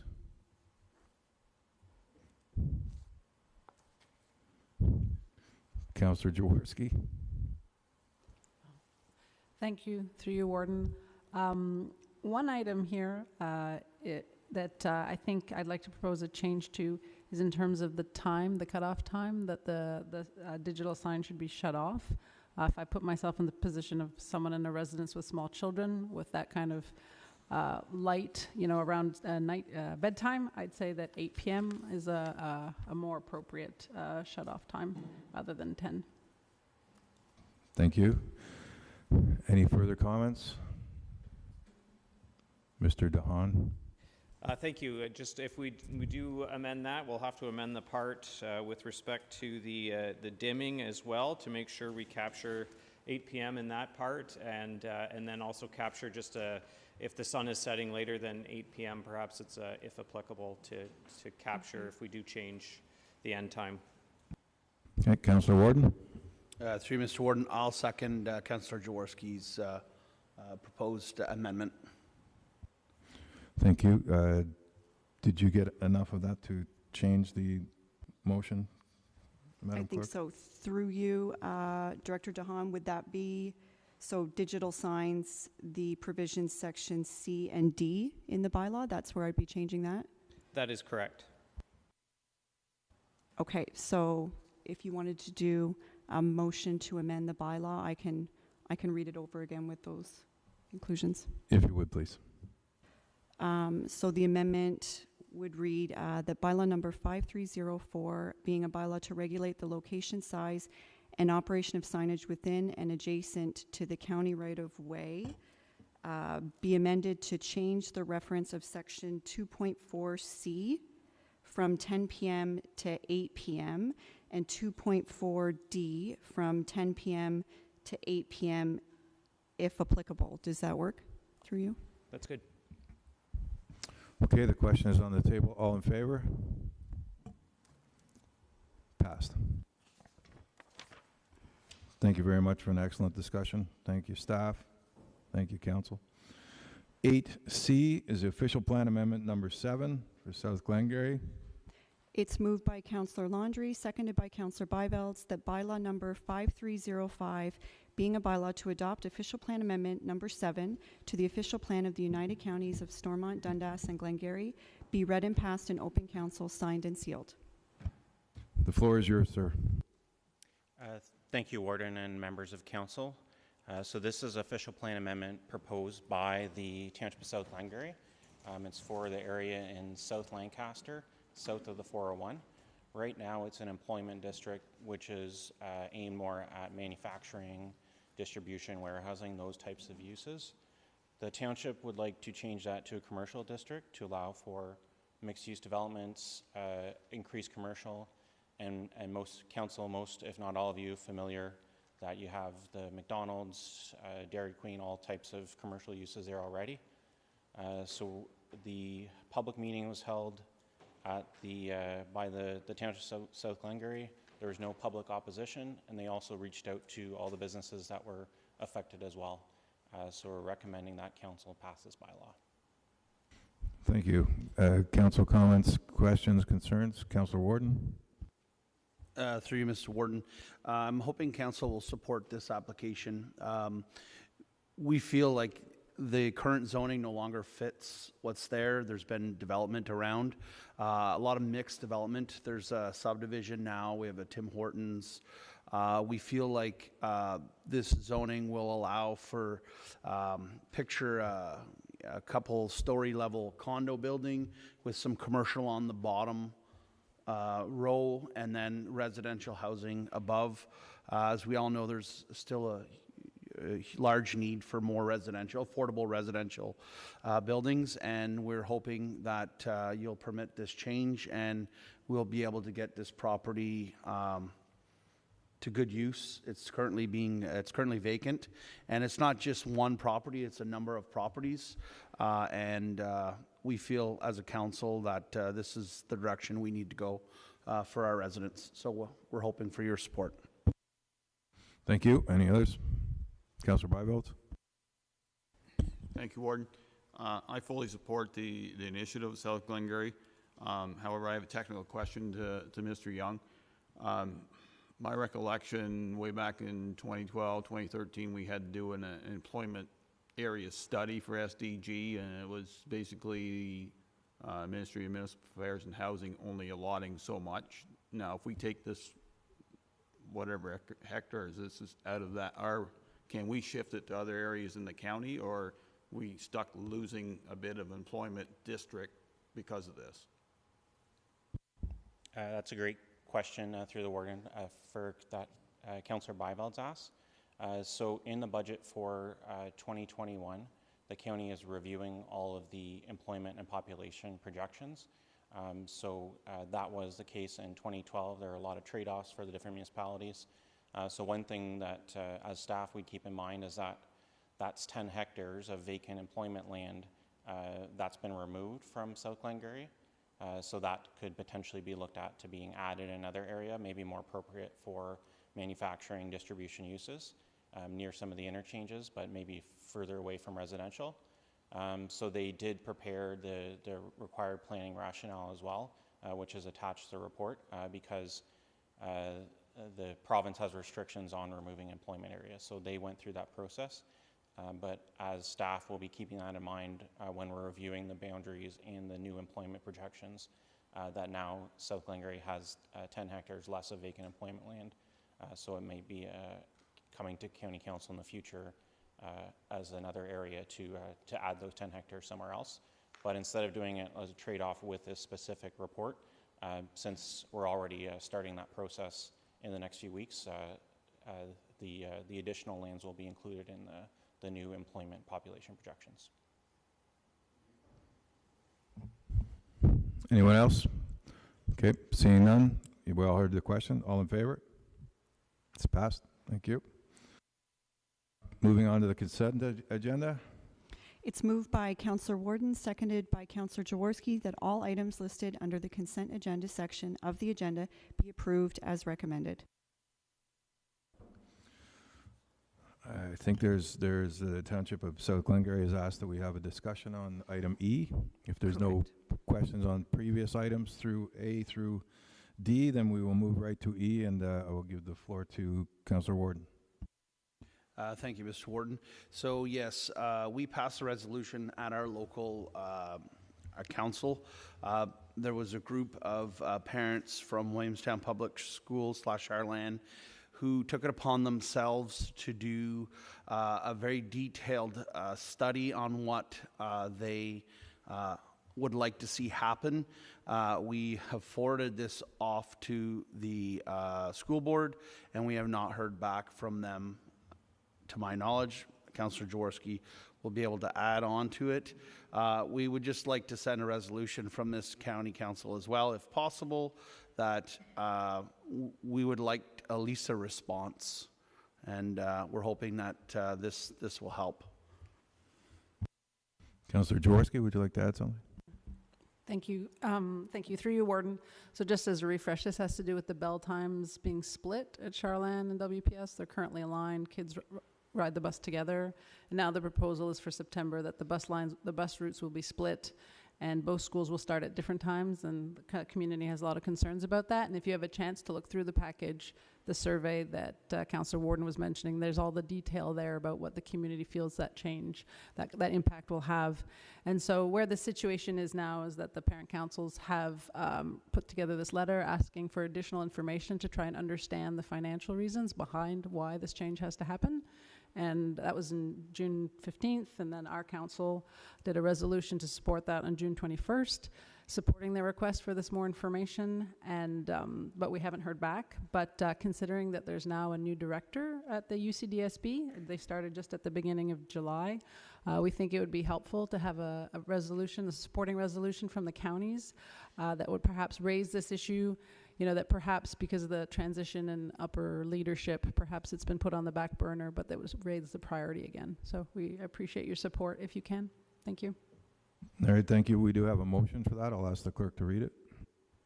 Sure. We currently have one motion on the table regarding the approval of the consent agenda. So if we go ahead and approve that, I can put the next motion of Okay. support Are there on the any table. other questions on any of the other items on the consent agenda, so we can go ahead and read this motion? Okay. All in favor of the motion on the table? Passed. So the motion of support reads that the Council of the United Counties of Stormont, Dundas, and Glengarry supports the Township of South Glengarry's resolution regarding unified bell times and urges the Upper Canada District School Board to provide the parent councils with the information requested. All in favor? Passed. Thank you. We'll move on to boards and committees. At this time, I would just like to give a little update before we get to some of the other items along with the committees we have. As warden, I have reached out to Grand Chief Benedict, and we will be having a conversation over coffee or in his office either this week or early next week. I have reached out to Mayor Grant. We haven't been able to coordinate a time, but we will be having an informal meeting and discussion. There's some important things on the table, as we all know, and just to get a relationship sort of started between myself and Mayor Grant. I've never met the gentleman, so and he's never met me, so it will be good for us to see each other. A couple of things that we did do, I think everybody's aware, or hopefully is aware, of the county's cash initiative, which was great work done by our economic development department. Everyone, hopefully the idea is just a little bit of money towards promoting some local businesses. The county's cash will be given out and only spent within the geographical confines of SDG. So that's a small but hopefully impactful motion towards getting a little more normal out there as things open. I had discussions with our clerk and our CAO, and they firmly believe, and I suppose I'll be dragged along with it, that we should indeed have a golf tournament, which will be in the middle of September, just to give you a heads up. And we will also have a banquet. And yes, I did kick and scream like an 8-year-old boy, but I do believe it is important that we do these things, so to provide some normalcy. So that will be in November, but we will be having just again to give you heads up, the banquet will be in November, and we will have a golf tournament in September. We had an Eastern Ontario Wardens Caucus meeting on Friday. It was essentially just getting ready for AMO, but there is also an EORN update that was the second main topic of the day. So to give you a little synopsis, the work continues on the recently announced mobile broadband project for Eastern Ontario, and over the next 4 years, this project will bring many new and refurbished cell towers to the region, with a view to dramatically increasing the strength and coverage of mobile broadband. We all know it's an issue, and it's always been an issue, so hopefully that work will provide some relief. However, EORN is expecting an announcement from the province in the very near future about its plan to upgrade broadband throughout Ontario. I'm sure you've all heard rumors. It can't really get too far into the details of it because the statement hasn't been read yet. But probably what you're thinking is likely to happen. So at this point, it's unclear whether EORN's 1 gig project will be moving forward. However, to stress, both EORN and the EOWC very much welcome any investment that will supply better internet services to Eastern Ontario businesses, schools, residents, etc. As Councillor Wirt said earlier on a different topic, The idea from governance is to make it better for all people, whether it goes in the manner that we had thought for the last 15 years, or whether it goes in a new direction, depending on whatever the announcement is from the province. The bottom line will be that hopefully that our constituents will receive better internet and better cell service. So that will be the goal that we will be focused on as far as from the EOWC. Now, next, and this may be a little bit shorter, would be for the boards and committees. Mr. Breivold, would you like to speak to how our joint liaison services are going? Thank you, Mr. Warden. They are kind of on hold. We had our meeting canceled, and now we've had changes at both ends of our respective governments. I don't know if CEO Simpson has heard anything from CEO Adams on going forward. Are we going to wait till September, or are we going to do one in August? I have no idea. Like, we're in no man's land right now, but that's where we are. Thanks.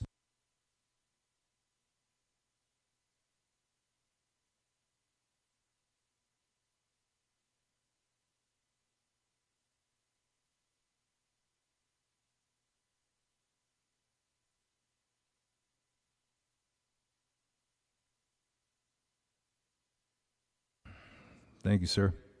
The Library Board, Councillor Fraser. Thank you, Mr. Warden. I believe I'm correct when I flip back to my calendar that our last meeting was held June 24th, and we haven't had one since, and there was a report made. I really don't recall what there was to report. I'd have to go back to my notes, but Councillor Landry, thank you. Thank you for looking after me. I can maybe add a little bit to this. So aside from our consent items that were discussed, there was the library branch operations and the roadmap to reopening. But I think the biggest discussion was on consideration of how we're going to deal with overdue fines. So I think there was a variety of different opinions on with the board, and I think it might be something that a discussion can be had with maybe not just us, but rest of council. But that's to be, it didn't have to be dealt with at that June 24th meeting, but it's something that will resurface very shortly. Thank you. Thank you, sir. The Police Services Board, Councillor Wirt. Just business as usual, nothing significant. Thank you, sir. Eastern Ontario Health Unit, Councillor Williams. Nothing to report since the last meeting.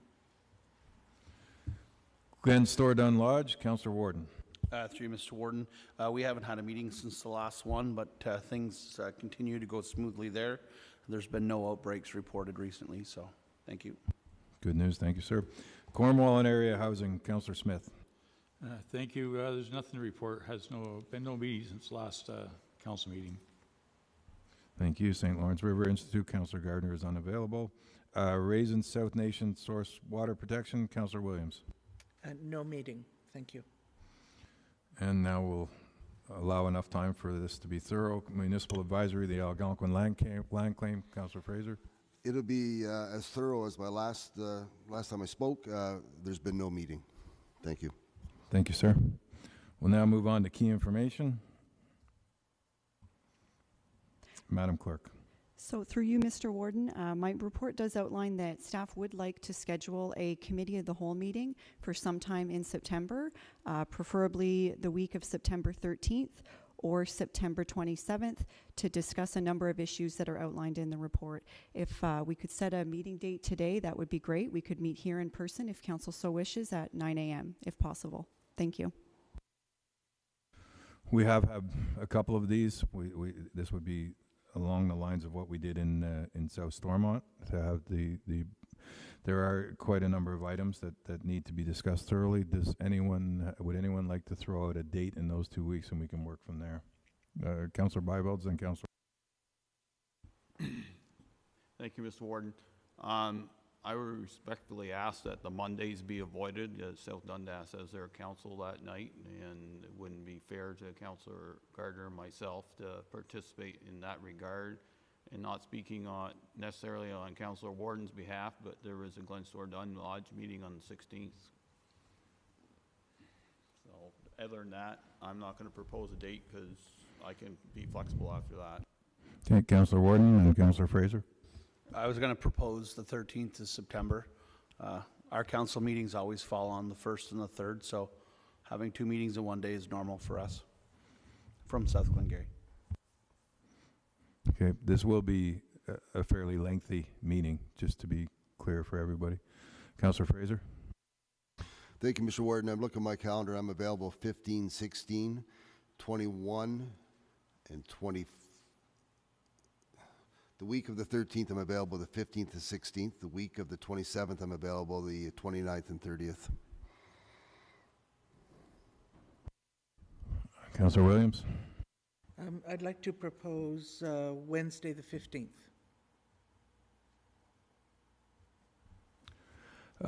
Without me joining on the bandwagon, putting a fly in the ointment, the only issue is the Warden's Golf Tournament will be the 17th of that week, so that might be a little close. Not that I'm actually doing anything to organize it, but I'm sure Kimberly's going to have a lot on her plate.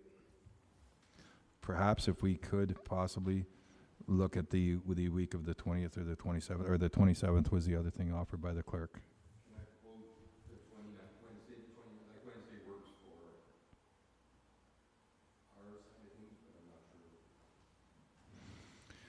Can we put that on the table and just see if everyone, if the majority can make it for the 29th?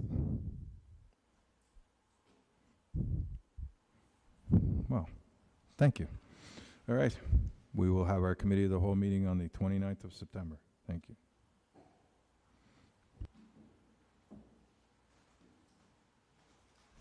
Now, if we could go to financial services, Ms. Russell.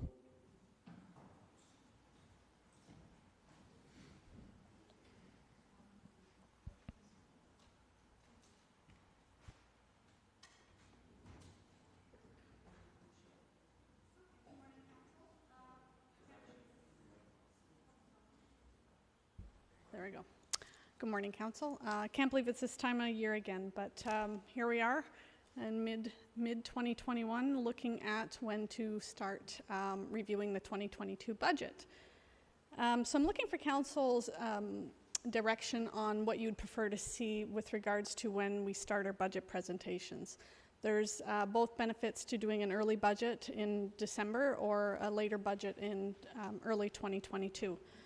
So with the preparation of an early budget, we have the benefit of early tendering for established projects, assisting with getting competitive pricing with contractors, major capital works.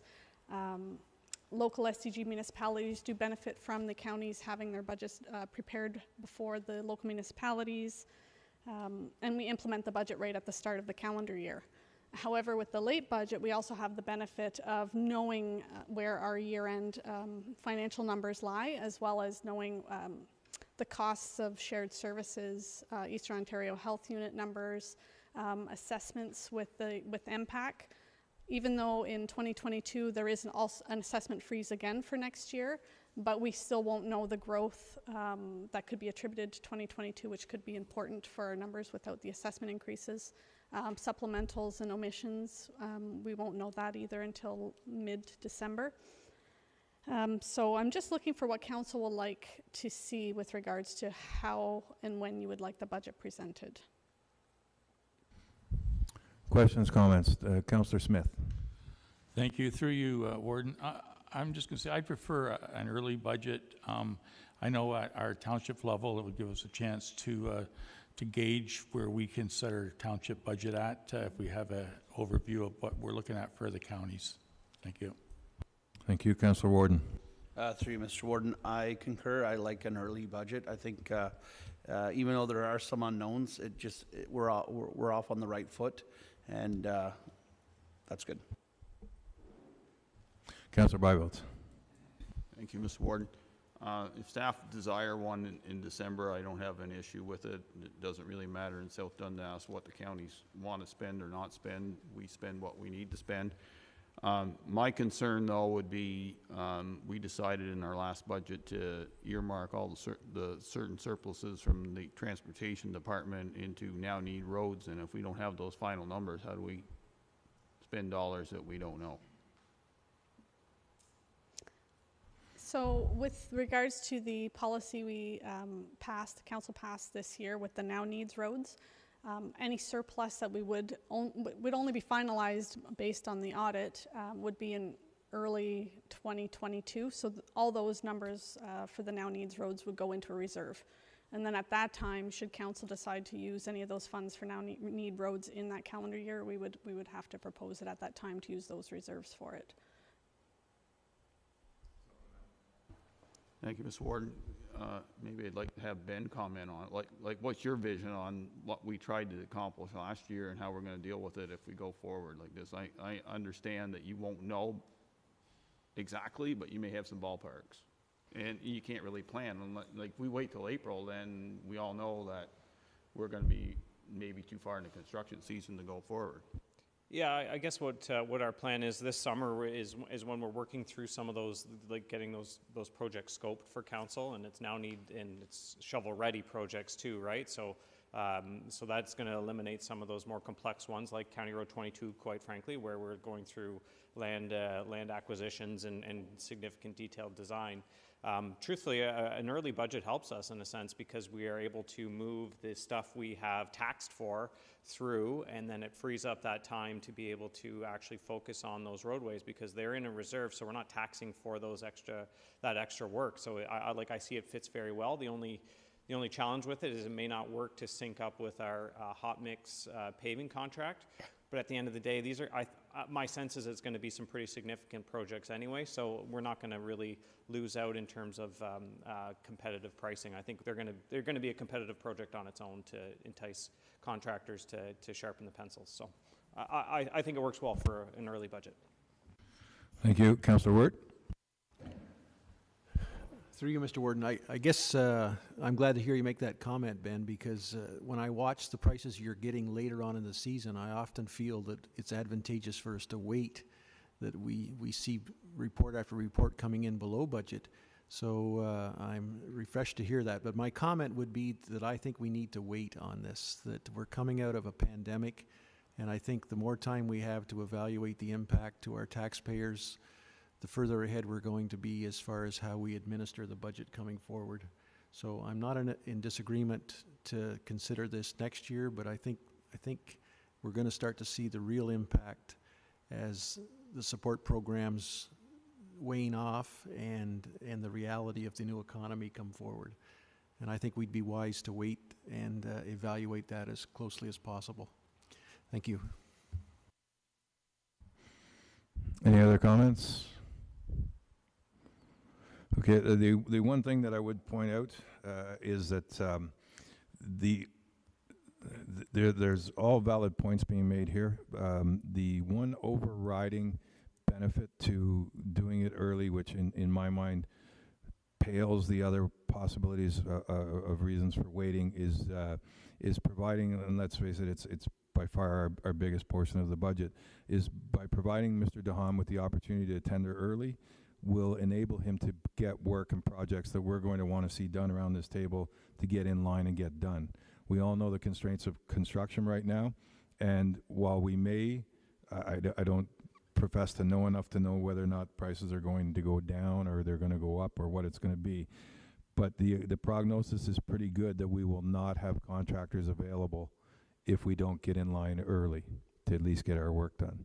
That doesn't discount all of the points that people have made or for any reason for doing it later in the year.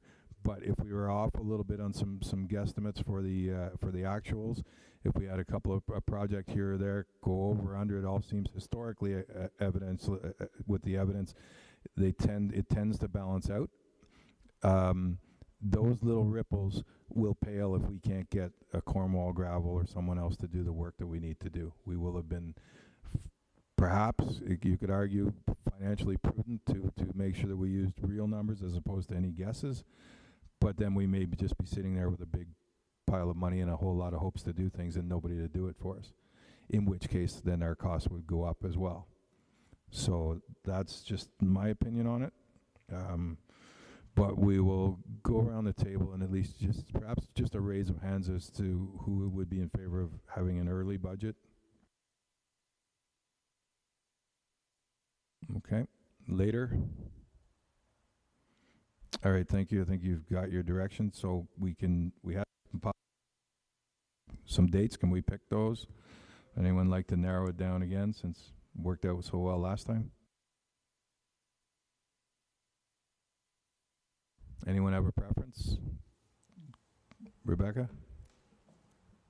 I can bring a report forward to the next council meeting outlining some dates if that is sufficient for council.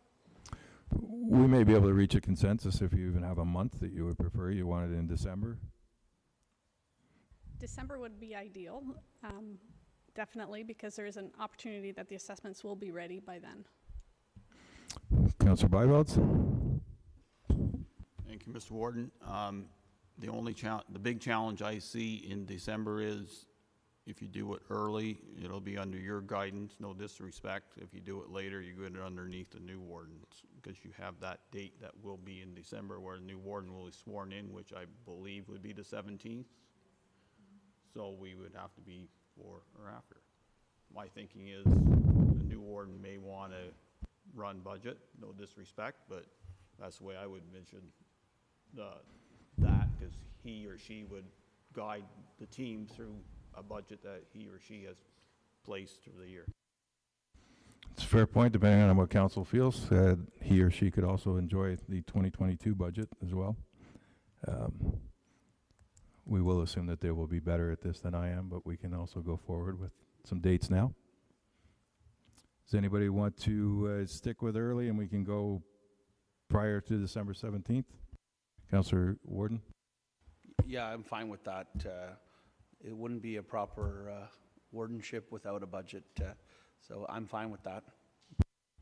Thank you for following along the assumption that it'll be a proper wardenship, but I appreciate that. Okay, so we can do this all day, I suppose. How about the week of the 6th to the 10th? Would that work for you, Ms. Russell? I can definitely make that work. I can make the 13th, 14th work as well. That might give me just enough time to get the numbers finalized. The only thing is then we get right into the crossover of the first discussions of budget, and then you go into another warden. So I would prefer that we did it from the 6th to the 10th. We'll stay away from Mondays and Tuesdays then. How about the Wednesday? So would that be all right? Wednesday the 8th? Raise your hands if we can get a consensus. Okay. Good enough. That will be the first date that we will have. We normally do 8th and 9th then, yeah, sorry. 2 days. Okay, thanks. Perfect. Thank you.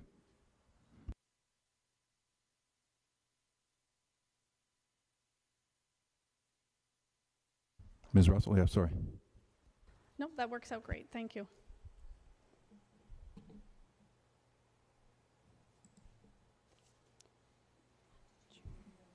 Yes, if you could read that motion, please. So I have some staff direction drafted here that will require a mover and seconder. It reads that staff be directed to prepare the 2022 budget for deliberation on December 8th, 2021. All those in favor? Oh, I need a mover and a seconder, sorry. Okay. Councillor Warden will move it. Councillor Wirt, second it. All in favor? Opposed? Okay, thank you. Ms. Russell. I'll just move on to a very quick overview of the service delivery review that KPMG completed this past spring. I just wanted to provide some insight on the opportunities that were listed in that report. So as you're aware, KPMG completed a service delivery review of the county's financial services department, which includes financial services as well as court services. The purpose of the review was to make recommendations in key areas such as increase efficiencies, modernize services, improve effectiveness of service delivery, reduce costs, and improve customer service of both divisions. So in order to establish where we're going, we needed to know where we currently stand. So we did an overview of our current service delivery levels within financial services as well as court services. So I'll start with financial services. We are currently, I'm very happy to say that financial services is operating overall on target with our current service levels. All our financial services staff are cross-trained in the event of any situation where we don't have an employee available to complete time constraint workload, then we have somebody cross-trained to do that work. Our internal controls are very strong. One of the key items that were noted was our internal control system with regards to our finances are we do go above and beyond to ensure our controls are very, very strong. So I'm happy to say that we will be maintaining that. Our payroll and accounts payable is always on time and accurate. Where we are lacking is we do complete a lot of some work manually still, such as payroll. We do a lot of data entry. We could benefit from digitalization with regards to that. As well as our HRIS system, we could improve the functionality of the HRIS system and provide more information and services to employees through that system. So we have a good balance of staff with our current workload. However, it was also noted that with regards to our current staffing, we're ideal with the workload we have, but when we start adding any large-scale projects into the mix, we do have some resource constraints. Our financial obligations are priority, which are, completing payroll on time, accounts payable. We have very many reporting obligations that we have deadlines for, so all of those items are a priority. When we start looking at large-scale projects, such as asset management, it does throw in a little bit of a time constraint and resource constraint. So I'm going to move on to court services. We currently are operating overall below target level with court services, but some of these reasons are beyond our control. We are mandated through the province and through the Ministry of Attorney General, so we have some constraints with that. The last 18 months with COVID, we've had some significant changes in court. We haven't had a trial yet, so we have backlog that we're going to have to deal with. Court services is largely paper-based, although we've made some improvements to digitalization that have been very progressive compared to other courts, such as scanning of informations and tickets into our CAMS database. So we have the digitalization of those tickets, which is wonderful. And I have to commend IT on the help with that because we wouldn't have been able to do that without them. So KPMG have made recommendations to create efficiencies in court services while also maintaining or improving our levels of service to the public in certain service delivery areas. With regards to staffing, they have made some recommendations which I will be evaluating in conjunction with the CAO and our staff with regards to what the ideal staffing is and possibly coming to council. Well, we will be coming to council in the near future with a recommendation of possibly creating a permanent reception person, which will complement the staff in court services as well as provide services to all the other departments for reception services. So I'll bring that forward at the next council meeting or possibly in September. So just briefly, I wanted to just talk about the opportunities listed in the KPMG report. So KPMG provided a priority matrix in their report of basically quick wins that could, on the level of 1 to 11, the items that would be quick wins are listed first, and the items that could take a little bit longer or be more difficult to achieve go down the scale. So just briefly, the first 3 items on this list to centralize accounts receivable, implement online timesheets, and utilize HRIS functionalities, that's our HR software. We've already been in the process of improving on those items.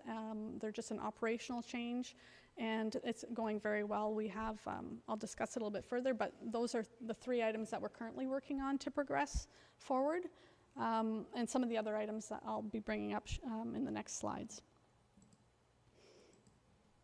So operational opportunities, these are the items that we can enhance within at a staff level.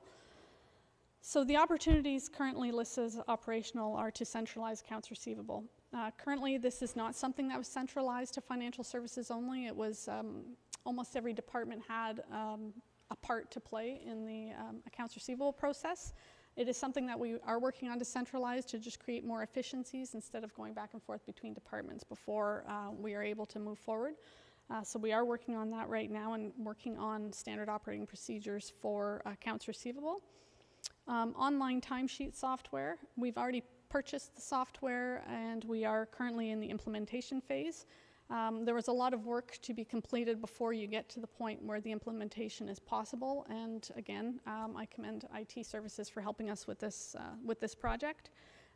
There was a lot of work behind the scenes with VADM that had to be done in order to make this possible.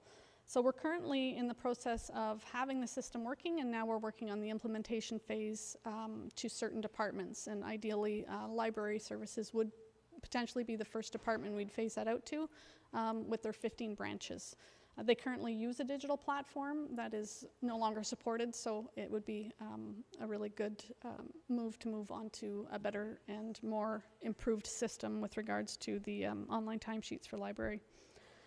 HRIS enhancements, as you are aware, last year we did purchase Bamboo HR and we have phased it out just this past spring, or late last year, this past spring, and it does provide a lot of benefits to staff as well as to the financial services department.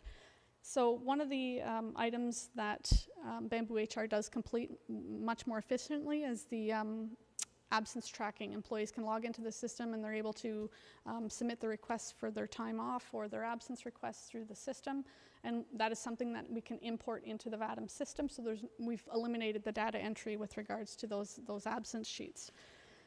We also have provided access to documents for employees. They can log into the system and they can retrieve certificates that they had completed, performance reviews, access to other documents such as our benefits information.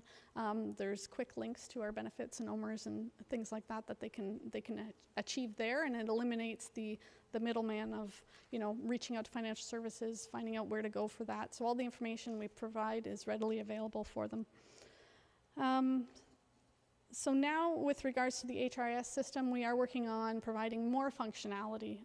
It does take a lot of time, and this is one of those sustainability items where you have a large-scale project and we have all the other obligations. So we're doing it in pieces and working on it in our time that we can. So we scale off a day and try to move forward with those steps.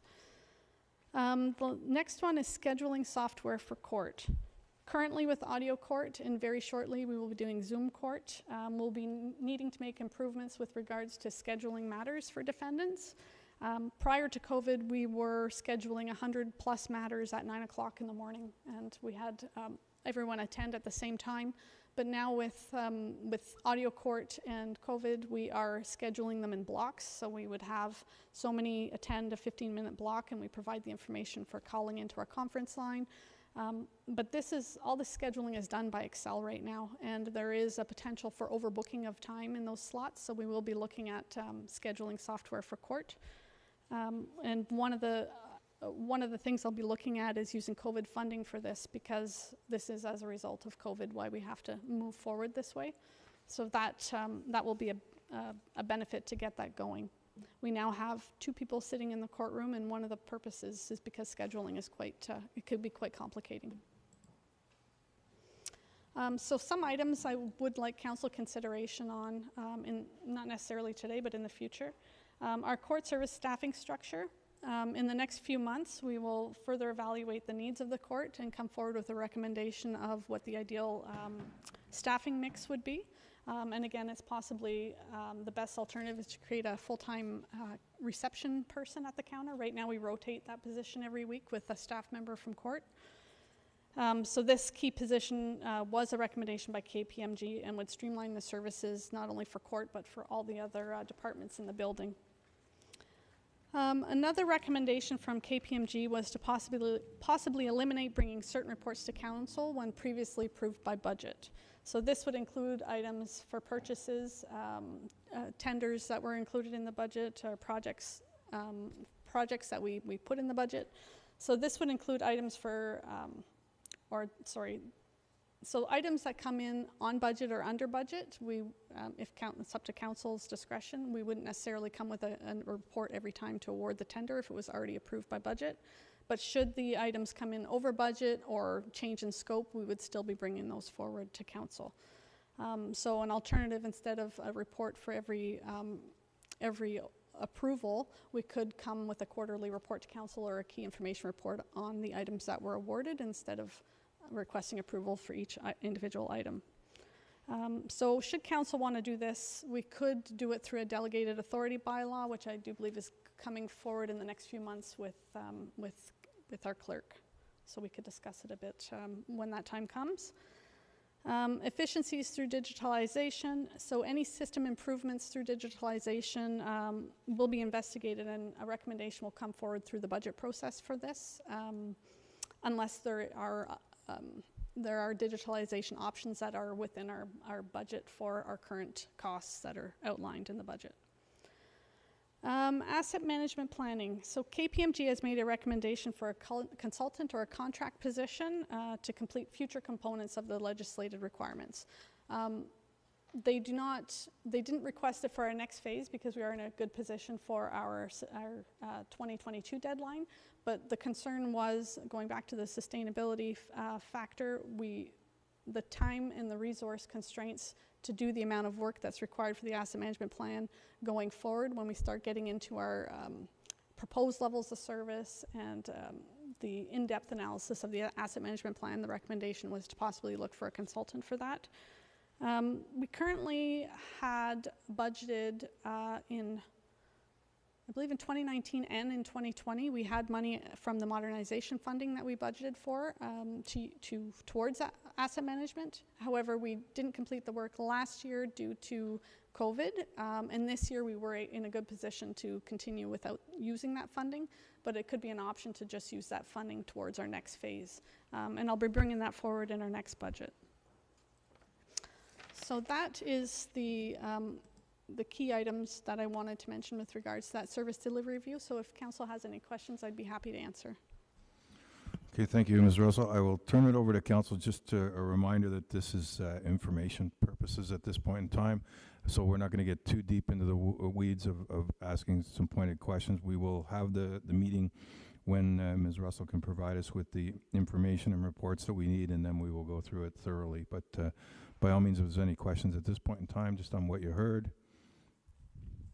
No, seeing none. Oh, Councillor Byvelds. Thank you, Mr. Warden. I understand your point of not dwelling on the questions, but I think there's some important questions there that I hope that staff recognize that council still has some work to do and things don't get delegated off too fast. And on the asset management piece, if we have modernization funds to do so, I think it'd be smart to do so. But, you know, we'll wait it out, but, you know, there's some important stuff that we need to get more efficient. No sense in doing a report and then say, well, we don't need to do any of it. I fully believe that there's some changes that can be done that will help us go forward. Thank you. Councillor Wirt.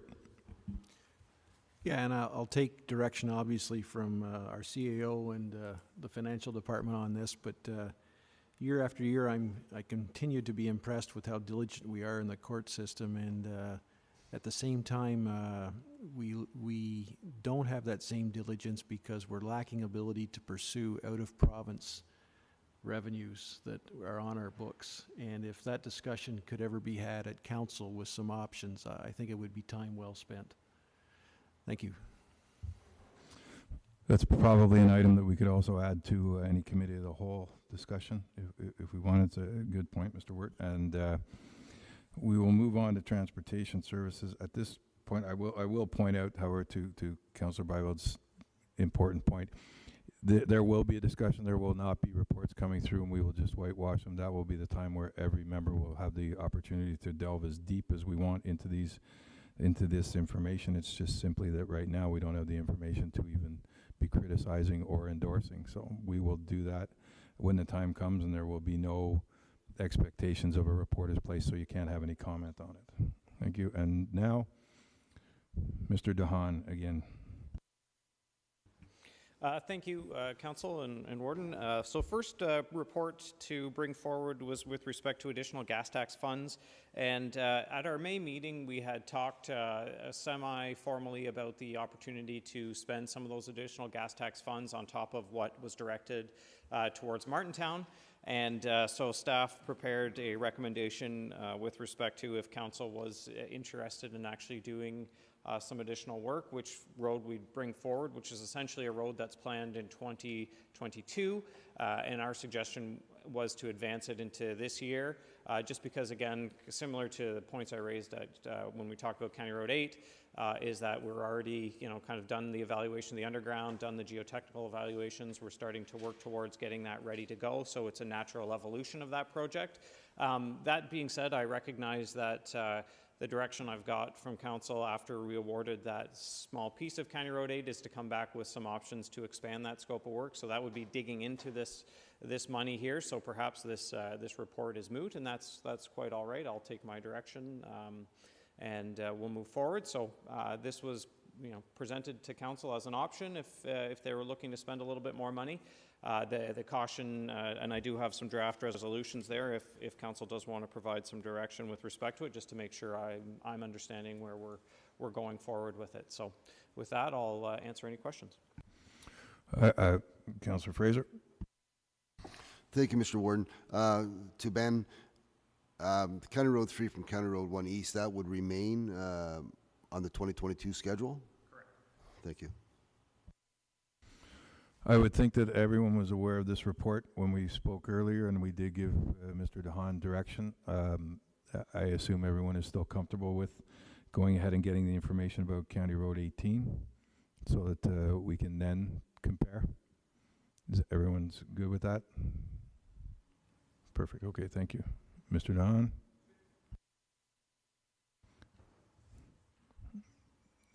Second report for Council's consideration is with respect to butterfly projects and roadside like flower planting. We had some very positive media coverage in the Chesterville Record a couple weeks ago with respect to a small little, we called it a trial project on County Road 12 just north of Lunenburg. And I guess what really, we did it just to get a sense of how that kind of project would roll out, what kind of effort was needed. And truth be told, we had a little bit of ditching funding here, a little bit of this funding here, and we cobbled it together at a staff level just to give it a try as a trial. And then with the intent to come back to Council and get some better direction and better sense as to where Council wants to take this kind of initiative. Interestingly, we've also received some calls from residents with respect to our roadside cutting. So we're at a time of year where I'm getting calls from the weed inspector saying, we should consider redeploying our resources and cutting X areas because they're too long. And I'm also getting calls from residents saying, I don't want you to cut because you're taking down these flowering plants while you're cutting, and that's impacting the pollinators. So fair comments on both sides, and I guess that's the struggle that we face in our department, is that it's hard to please everybody, and that's okay. We do the best we can. So that being said, really the intent of this key information report is really to get some sense from Council what direction they want to take with these types of projects. From staff's perspective, roadsides probably aren't the best place for them, if I'm being perfectly honest. A flat roadside that we regularly mow and maintain. I'd prefer to see these plantations happen in areas where it's a little more challenging to mow. Similar, like thinking of widenings that we might have at those triangles where roads have been engineered and diverted, where they used to go concession to concession. We have many county forest sites, some areas there that we feel would be appropriate. Maybe work with the MTO, look at some of these overpasses and overpasses over railroads that we have. So that's, from staff's perspective, that's certainly where I'd prefer to focus those efforts. But we also, again, like I said, we take direction from Council, and if there's a desire to see it along roadsides, we can do that. Part two to this, and it speaks to the desire from residents to see areas protected. I think from a staff level, of course, we never want to be impacting habitat, but we also have that, the direction and the push through Council to mow the roadsides, and quite frankly, we get a lot of calls over the years saying, like, good job, thank you. We've received these calls already this year. how they appreciate that look and the work we're doing, and glad and wanting us to do more and more roadside mowing. So that it's that push and pull. So from staff's perspective, if council really has a desire to see some of the roadside areas that are identified by residents that of significance for pollinators, butterflies, what we'd like to see, or we'd propose putting forward to council, is actually creating like more of an adopt a roadside program or a framework, so that we clearly identify what the expectations are whenever residents are doing that. And we could even, similar to how we do the roadside garbage collection, we can use signage to identify who's doing that work, and work with them, and then that's how we, that's the cue that our operators take to not mow those areas and to protect those areas.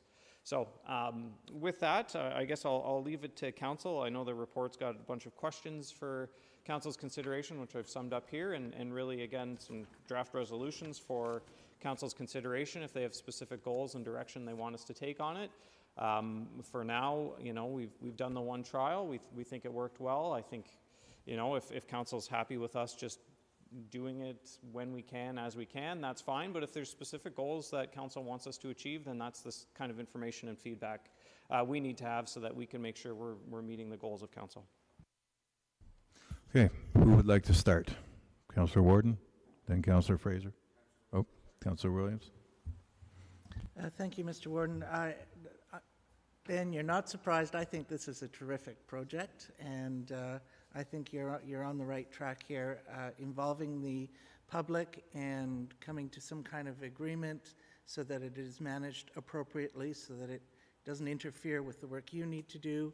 However, it does, support the sort of pollinator aspect of things. I think it's a win-win. It demonstrates respect for the environment, which is a very important role for the county to take. And I support all of your proposals in here. Thank you. Thank you, Councillor Warden and Councillor. Through Mr. Warden, I too concur with what Councillor Williams said.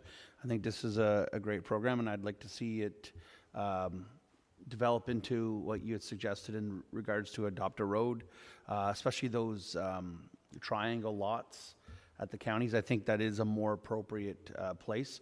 But if there's a program where residents want to invest their time and look after it, I'm 100% for it. Thank you. Thank you, Councillor Fraser. Yes, and Councillor Warden, Councillor Williams, I think three of us are on the same page, and I'm sure there's others. But if we could, Ben, I'd like to rely on staff, and if we start out with the mowing aspect, as was it 12 you've worked on? Yeah. And County Road 12, and that was a challenge, so that was a good opportunity. And to Councillor Warden's comment about partnering and adopt a section of road, the Butterfly Way project, that's out there. I think that's they're champions of such things, and I think we need to get them on board. And Ben, you've been in consultation with some of those people, and I think we can continue that dialogue. This is something that we need to do. It answers a lot of things that we're challenged with, and it's an opportunity for us to not be leading. We will be following many other municipalities and upper tier governments that have already undertaken to do projects like this, and we need to get on board and get at it and support the pollinators. And there are advantages with winter maintenance to have certain pollinators and plants in place. So I'm fully supportive of this project, and I'm looking forward to seeing it move forward. Thank you, Councillor Byveld. Thank you, Mr. Warden. I'm not quite as enthusiastic about it. I think it belongs in certain places within the counties. In fact, I was getting to the point now that I think we're looking after a lot of pollinators in South Dundas because the roadsides aren't cut yet and the wild parsnip is significant. However, there's places that make sense, and I think the triangles, or if they're beside forested areas, and I think we should rely on some volunteer labor to do it, because our county staff are in theory busy doing other things, looking after their roads, and if we add more to their work, it may not make sense, or we hire students to do so. The one area of caution I will have is in agricultural areas. I think that would be, you know, unless the agriculturalist is very cooperative and wants it, and certain will, there's no doubt about it. The organic production side may desire it. However, the commercial side would rather see it mowed. Then you're going to have to balance it out between what you need to do and what everybody wants to do. And so that means no spraying, no nothing. Like, anyway, I wish you luck on how you're going to do it and approach it, but I think you have to be reasonable. And, you know, we've gone from spraying everything to cutting everything to doing less, and that's fair enough. Everything swings back and forth, but on the agricultural side, speaking as an agriculturalist, roadside mowing needs to continue in those areas and probably should be accelerated at times. Thank you. Okay, we've heard from Glengarry and Dundas. Stormont? North, south, don't fight. Mr. Wirt? Through you, Mr. Warden, I guess I'll echo the comments of Councillor Byveld's. So in full disclosure, I spray, and I spray for a reason. So it's how you balance that common sense. And, you know, I've looked at this on our own properties. We grow 200 acres of alfalfa every year, and it's the best pollinator you can get. But I've also seen what happens whenever you allow evolution to take its natural process, and poison parsnip right now is the prevalent weed. We've got all kinds of noxious elements out there. So my suggestion would be develop a prototype that we could all live with, something similar to sweet clover or red clover, that's aggressive enough that it doesn't need support from herbicide, and at the same time it can winter the salt and everything else. But I don't think we have a solution here that's going to be wall to wall. I think that we're going to have to grow based on experience, and we're trying to pollinate in a very challenging area where there's competition, and the salt element in particular, the evolution along the side of the roads is depicted by those that it can survive. So it's not as simple as we would like it to be, but that doesn't mean there's not a solution. Thank you. Councillor Smith? Well, I'm going to have to echo the side of Councillor Wirt and Councillor Byveld's that there's got to be a balance, and in some areas we have to play one side of the game, and on the other side, you know, we have to be, it's a balance is what I'm saying. And in some areas we need to mow, and some areas we need to preserve. Okay, thank you. Well, we have a proposed motion here. It doesn't have a mover or a seconder. What we can do is have the clerk read the question, and if anyone at the table would like to make some changes to it or propose some changes to it, then we can get it to a point where we can at least table the question, get a mover and a seconder, and provide direction in that manner, if everyone's okay with that. All right, if you could please, Madam Clerk.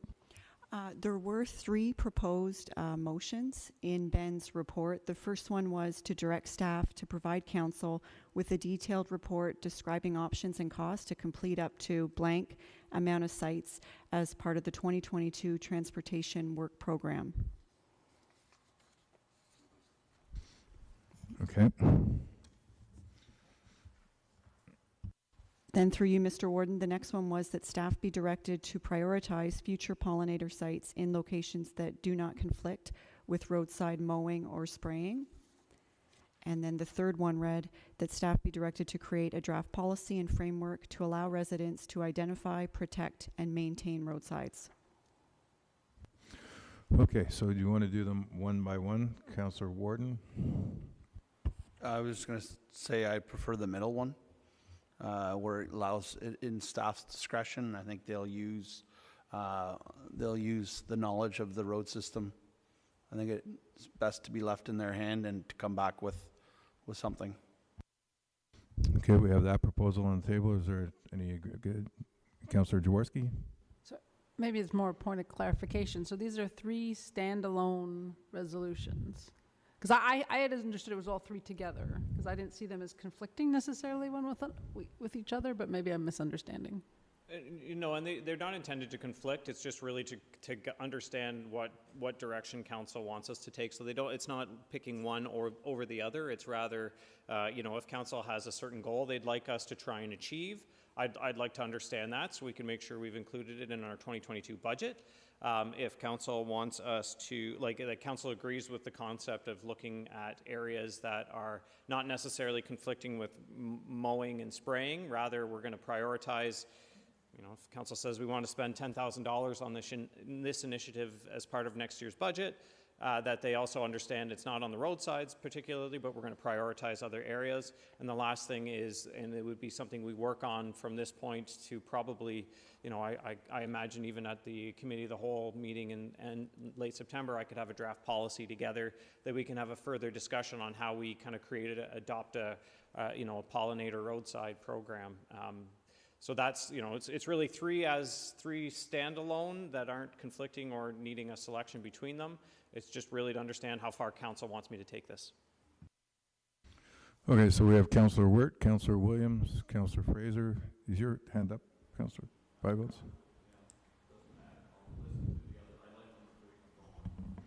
Okay, Councillor Williams.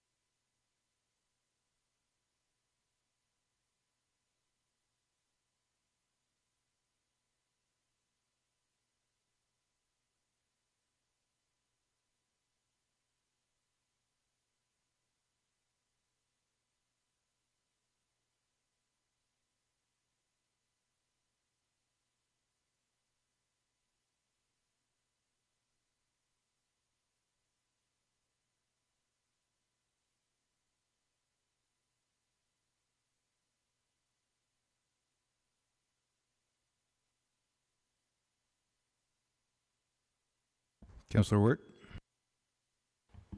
Through you, Mr. Warden, I guess to kick this ball off and get it running, I think that we need to sort of establish sort of a starting point, and I would suggest that we pick a site that's going to stay out of the complications provided by mowing and everything else. So we've got ample grounds out there to establish this and keep it simple to start, and then see how we get along and move forward from there. So I would advise that we take a look at number 2 and leave it to Ben's discretion and his committee to establish this. Let's see what success we have and then build on that. Thank you. Councillor Fraser. Councillor, I support what Councillor Williams is saying. We need a report outlining the priority areas and supporting the individual requests, because as has been spoken before, we do need to get this thing rolling, and because we're not leading this, we're following, but we need to get at it, and the goals, the priority areas, and the support of individuals, because there are groups out there willing, there's lots of volunteers wanting, and we need to be supportive.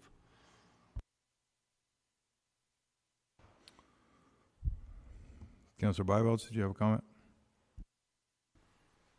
Thank you, Mr. Warden.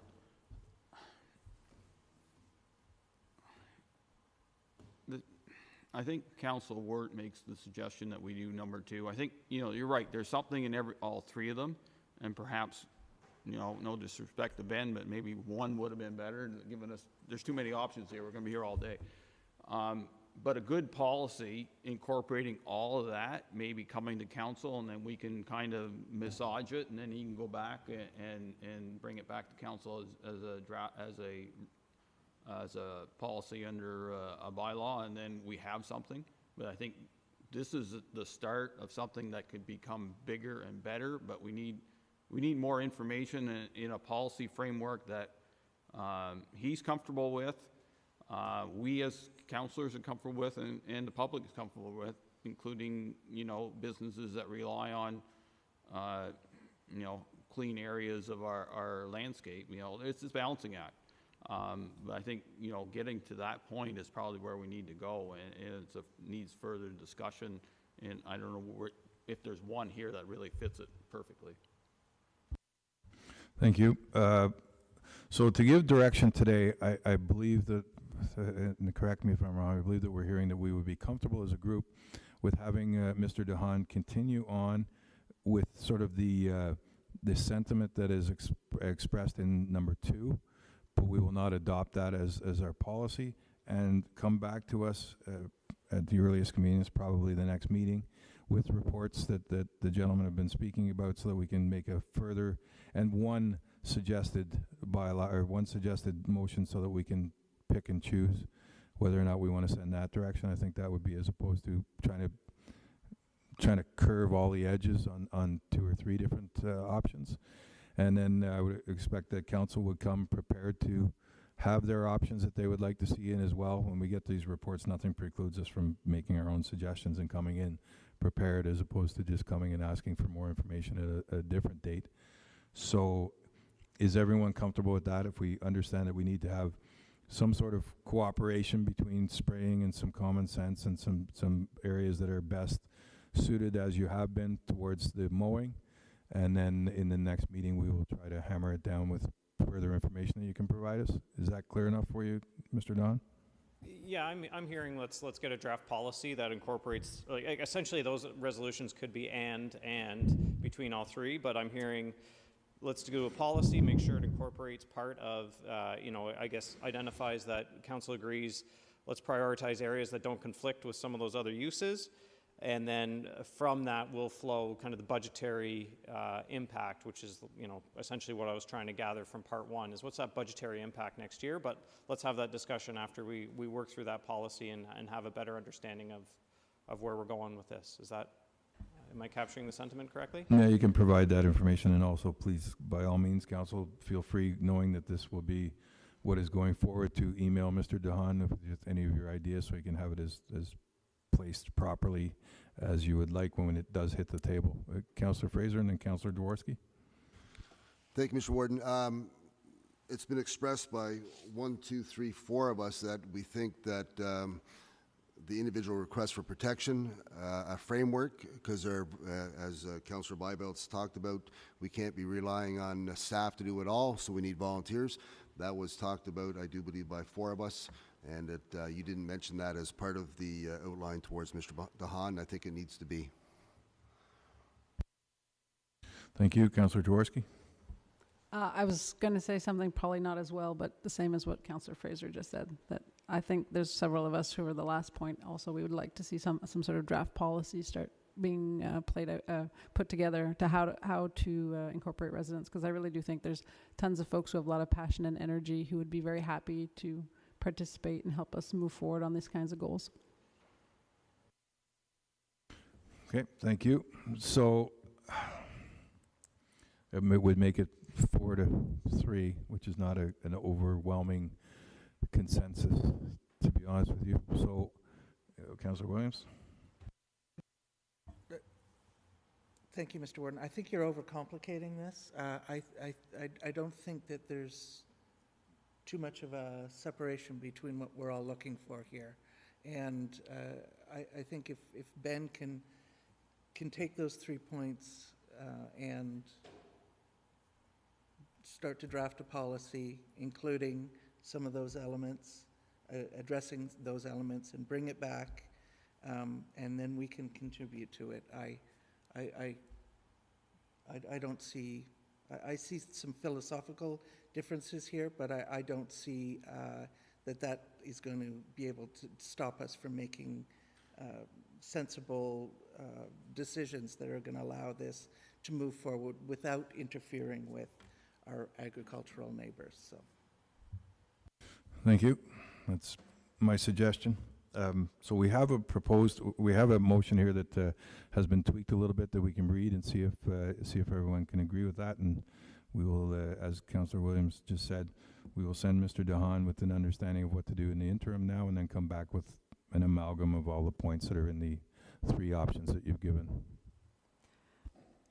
Through you, Mr. Warden, I did just tweak one of the resolutions slightly to give Ben some direction here today. It reads that staff be directed to prioritize future pollinator sites in locations that do not conflict with roadside mowing or spraying, and report back to council on this matter at a future meeting with options moving forward.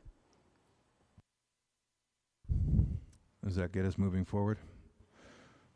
I'll move that. Moved by Councillor Warden, seconded by Councillor Wirt. All in favor? Opposed? It's passed.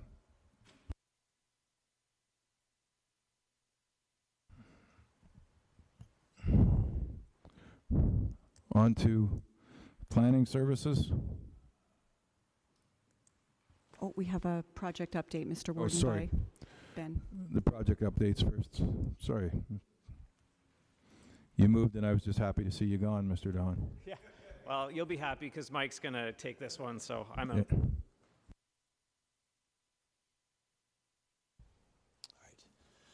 Thank you, Warden Armstrong. I'd just like to give you all a quick update on the ongoing projects this summer out there across the counties. So first of all, our Colden Place asphalt recycling is progressing well. At the time of writing this report, it was estimated to be completed the previous Friday. However, with the weather that we have, we're now projecting 6 more working days, and that project will be completed on Saturday, July 24th. Hot mix paving is also progressing well. We estimate approximately 40% complete, and we may now project approximately 1 week into August to complete that one. The center line paving, we're noting a paint shortage on a wide scale. However, we are anticipating that the paint required will be fulfilled, and that the impact of this is that we'll have 1 mobilization for painting as opposed to multiple mobilizations as we've seen in some previous years. And of course, we will use temporary paint markings to delineate lanes until that project is complete. Microsurfacing is not yet commenced. We typically see that start around the end of July. We're moving well on the Winchester grade separation bridge over the CP tracks. We had a project meeting on July 7th. We were quite pleased to see the progress. The next meeting will be on the 26th. As this project was tendered later and was still in the early stages on July 7th, I don't have a firm completion date for this project, but I expect to bring one to the next council. As we can see from the pictures, we're going through removals. We have our safety barriers up. We worked with CPR to get those in place. They were happy with those, and everything is moving forward. McPhee Bridge is a little bit further along. We also had a progress meeting on July 7th. We have a estimated completion date of September 24th, and there was a anticipated switchover to phase 2 on August 3rd. CCTV is in progress. We went through a long pipe flushing exercise first to clean out the pipes, and now I believe they are moving through South Dundas, North Dundas, and North Stormont with the cameras, taking all of those videos. St. Andrews rehabilitation is progressing well. We heard from Ben earlier with the action request regarding that one. Most of the surfaces have been removed, and I believe that the culvert replacements are, if not already started, coming soon. Morrisburg roundabout streetscape. We have worked well with the contractor to find approximately $420,000 in savings. The bulk of these were material changes. However, we have also found a few optimizations to bring costs down. The lights have been switched off and removed, and we are currently treating that intersection as a 4-way stop with stop signage. So far, it seems to be moving very well. Traffic seems to be moving very well. Cones are up along County Road 2. Materials are being stockpiled. Things are coming along nicely. We also anticipate a sod turning ceremony, not anticipate, is scheduled for July 22nd. Boundary Road Bridge, contractor had requested a delayed start. This one is a shorter project, which will be a 6-week duration. I believe that they are mobilizing and starting this morning. The traffic signal replacement in Alexandria, we had intended to mobilize this morning. However, it was noted there was scaffolding associated with renovations to the Scotiabank, which are obstructing access to some of the components of that system. As of this morning, we know that the scaffolding is intended to remain in place until the fall, and we may not be able to change those lights in the 2021 construction season.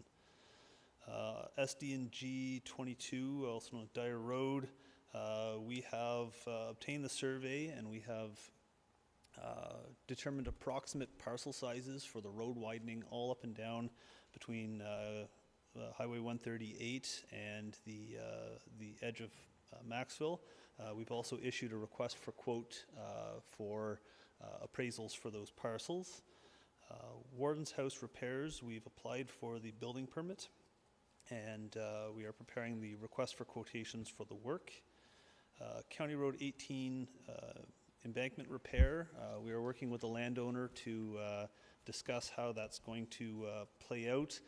They've requested that we compensate them for the encroachment, so we're going to take the approach of appraising the land and obtaining a survey and proposing to buy that parcel off of them. We were anticipating that the work would start this fall. In the case of land appraisals, the companies that we were working with have noted that they've never been busier, and there may be some delays in obtaining land appraisals in the coming months. Moriarty Municipal Drain Culvert, they've mobilized this morning and are starting construction.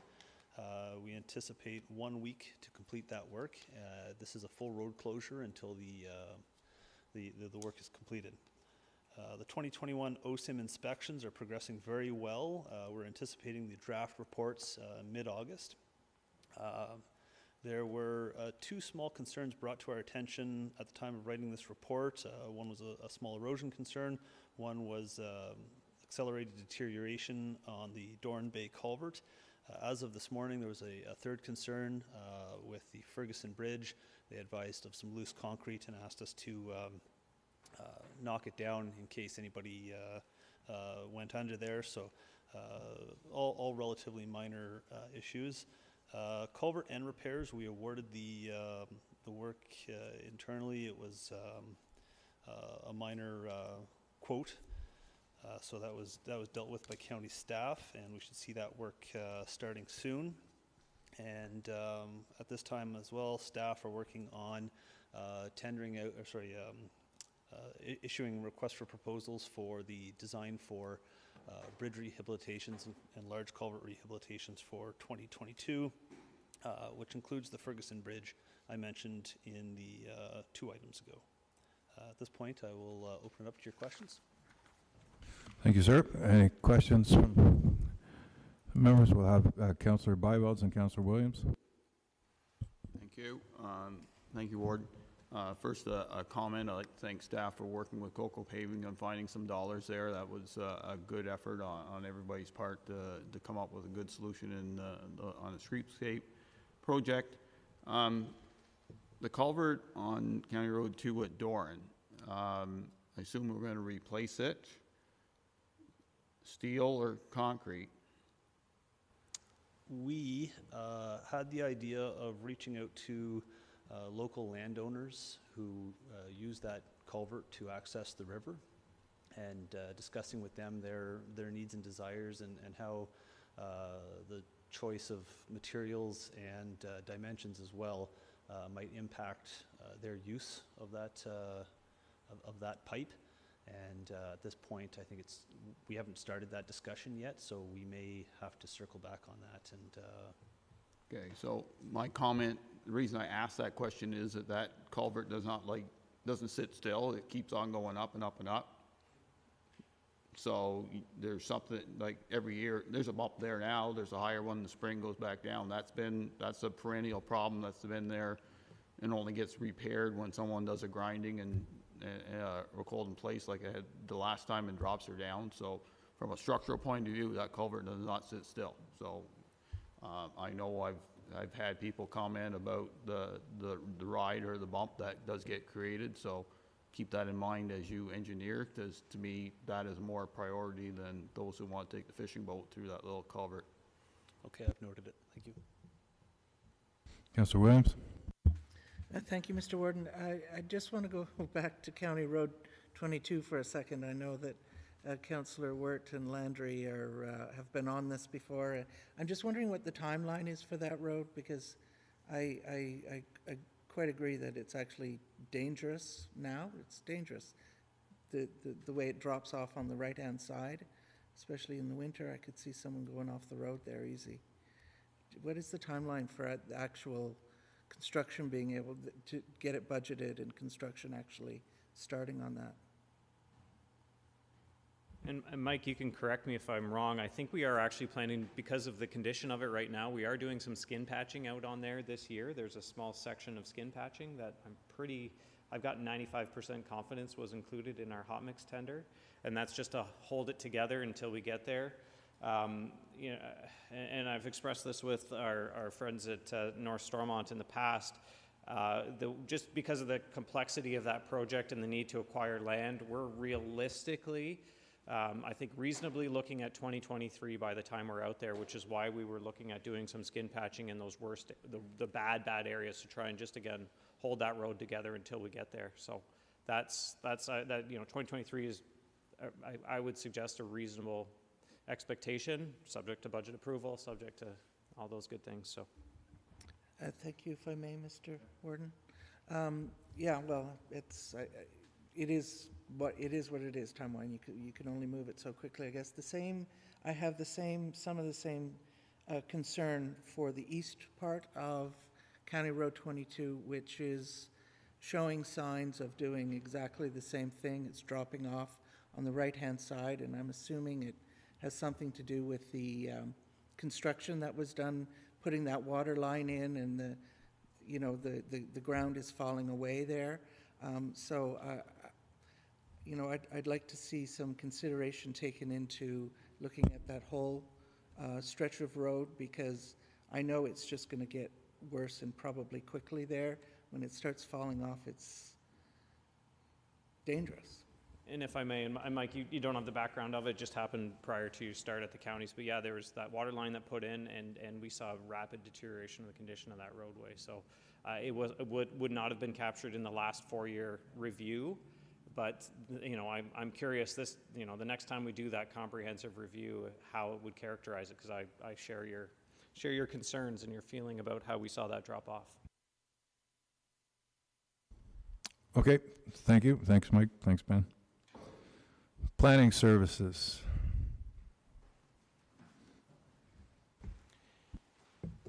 Thank you, Warden and Council. So just had a short report summarizing some of the changes to the Planning Act. I'll just put forward a few highlights. One of them that we see a lot at the counties is that when two spouses own side-by-side property and one spouse passes away, oftentimes even if they're joint in one and separate in another, the lots will merge because of the death. So that was a kind of a quirk in the Planning Act that now the province will be removing. There's a whole bunch of technical changes that definitely they're more for commercial real estate transactions, but we'll make some of those go through a bit more smoothly. Another one for severances on the second page is that the municipality can issue a certificate of consent for both the severed and retained. Again, it just makes things easier. Usually you're supposed to sell the severed land first, but this will allow us to stamp both deeds for both sides. And another highlight is that right now people have 1 year to fulfill all the conditions for severance. But even, we try to send a reminder a month before just to remind people. Everyone's busy and sometimes people forget and the consent lapses and they have to start the whole process over. Now when these changes come through in the fall, there'll be a 2-year period to meet all the conditions, which I think will help us to get a lot of those completed. In the Drainage Act, there's a couple changes that it's not something we always would deal with at the county, but in terms of the subdivisions where they're relocating a drain or making a minor change that only affects one property, there's a new process that'll allow that to go a lot more smoothly. And Ontario Heritage Act, a few changes there just to have more public transparency. And you may have already heard the local planning appeal tribunal, which was the OMB before, and now is the OLT, Ontario Land Tribunal. So I think it's the third change in 3 years, but this is combining a lot of the other tribunals into one. So if you have something like an aggregate resource application where there's lots of different legislation and parties involved, at least it'll all be combined into one hearing. So that's just an update for council. Thank you, sir. Any comments, questions? Perfect. Thank you. No motions, petitions, miscellaneous business, unfinished business. Okay, we will be moving back into the closed session. Just give people time to collect themselves. I'll just read. We'll read the motion while people are leaving. Motion's moved by Councillor Warden, seconded by Councillor Laundrie, that council proceed in camera pursuant to Section 239(2)F of the Municipal Act 2001, advice that is subject to solicitor-client privilege, including communications necessary for that purpose. Official plan appeal. All in favor? Passed.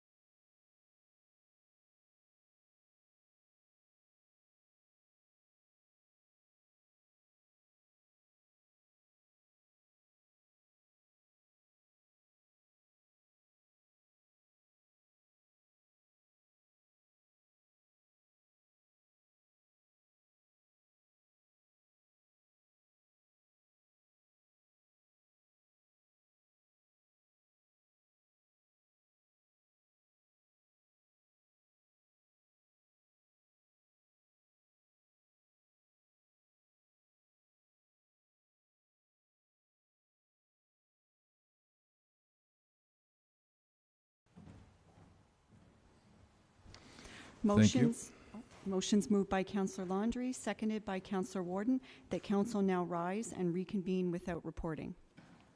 All in favor? Carried. If we could have the clerk read the ratification bylaw. It's moved by Councillor Byveld, seconded by Councillor Jaworski, that bylaw number 5306, being a bylaw to adopt, confirm, and ratify matters dealt with by resolution, be read and passed in open council, signed and sealed. All in favor? Carried. Now the one we've all been looking for. Before we read it, I would thank everyone for your patience today and your input, and hopefully we can shave 4 or 5 minutes off the length of these meetings in the next 6 months and see if we can get going there. It's the only way that this large man is going to lose any weight, so I think we'll just have to do that. It's carbohydrates and discipline. I have way too many of one and not enough of the other, so thank you for indulging me. Motions moved by Councillor Byveld, seconded by Councillor Laundrie, that council adjourn to the call of the chair. All in favor? Carried. Thank you very much, ladies and gentlemen. Also, if you have the time on your way out, just a reminder, go in and try the sizes for the sweatshirts if you want them. Get them all done.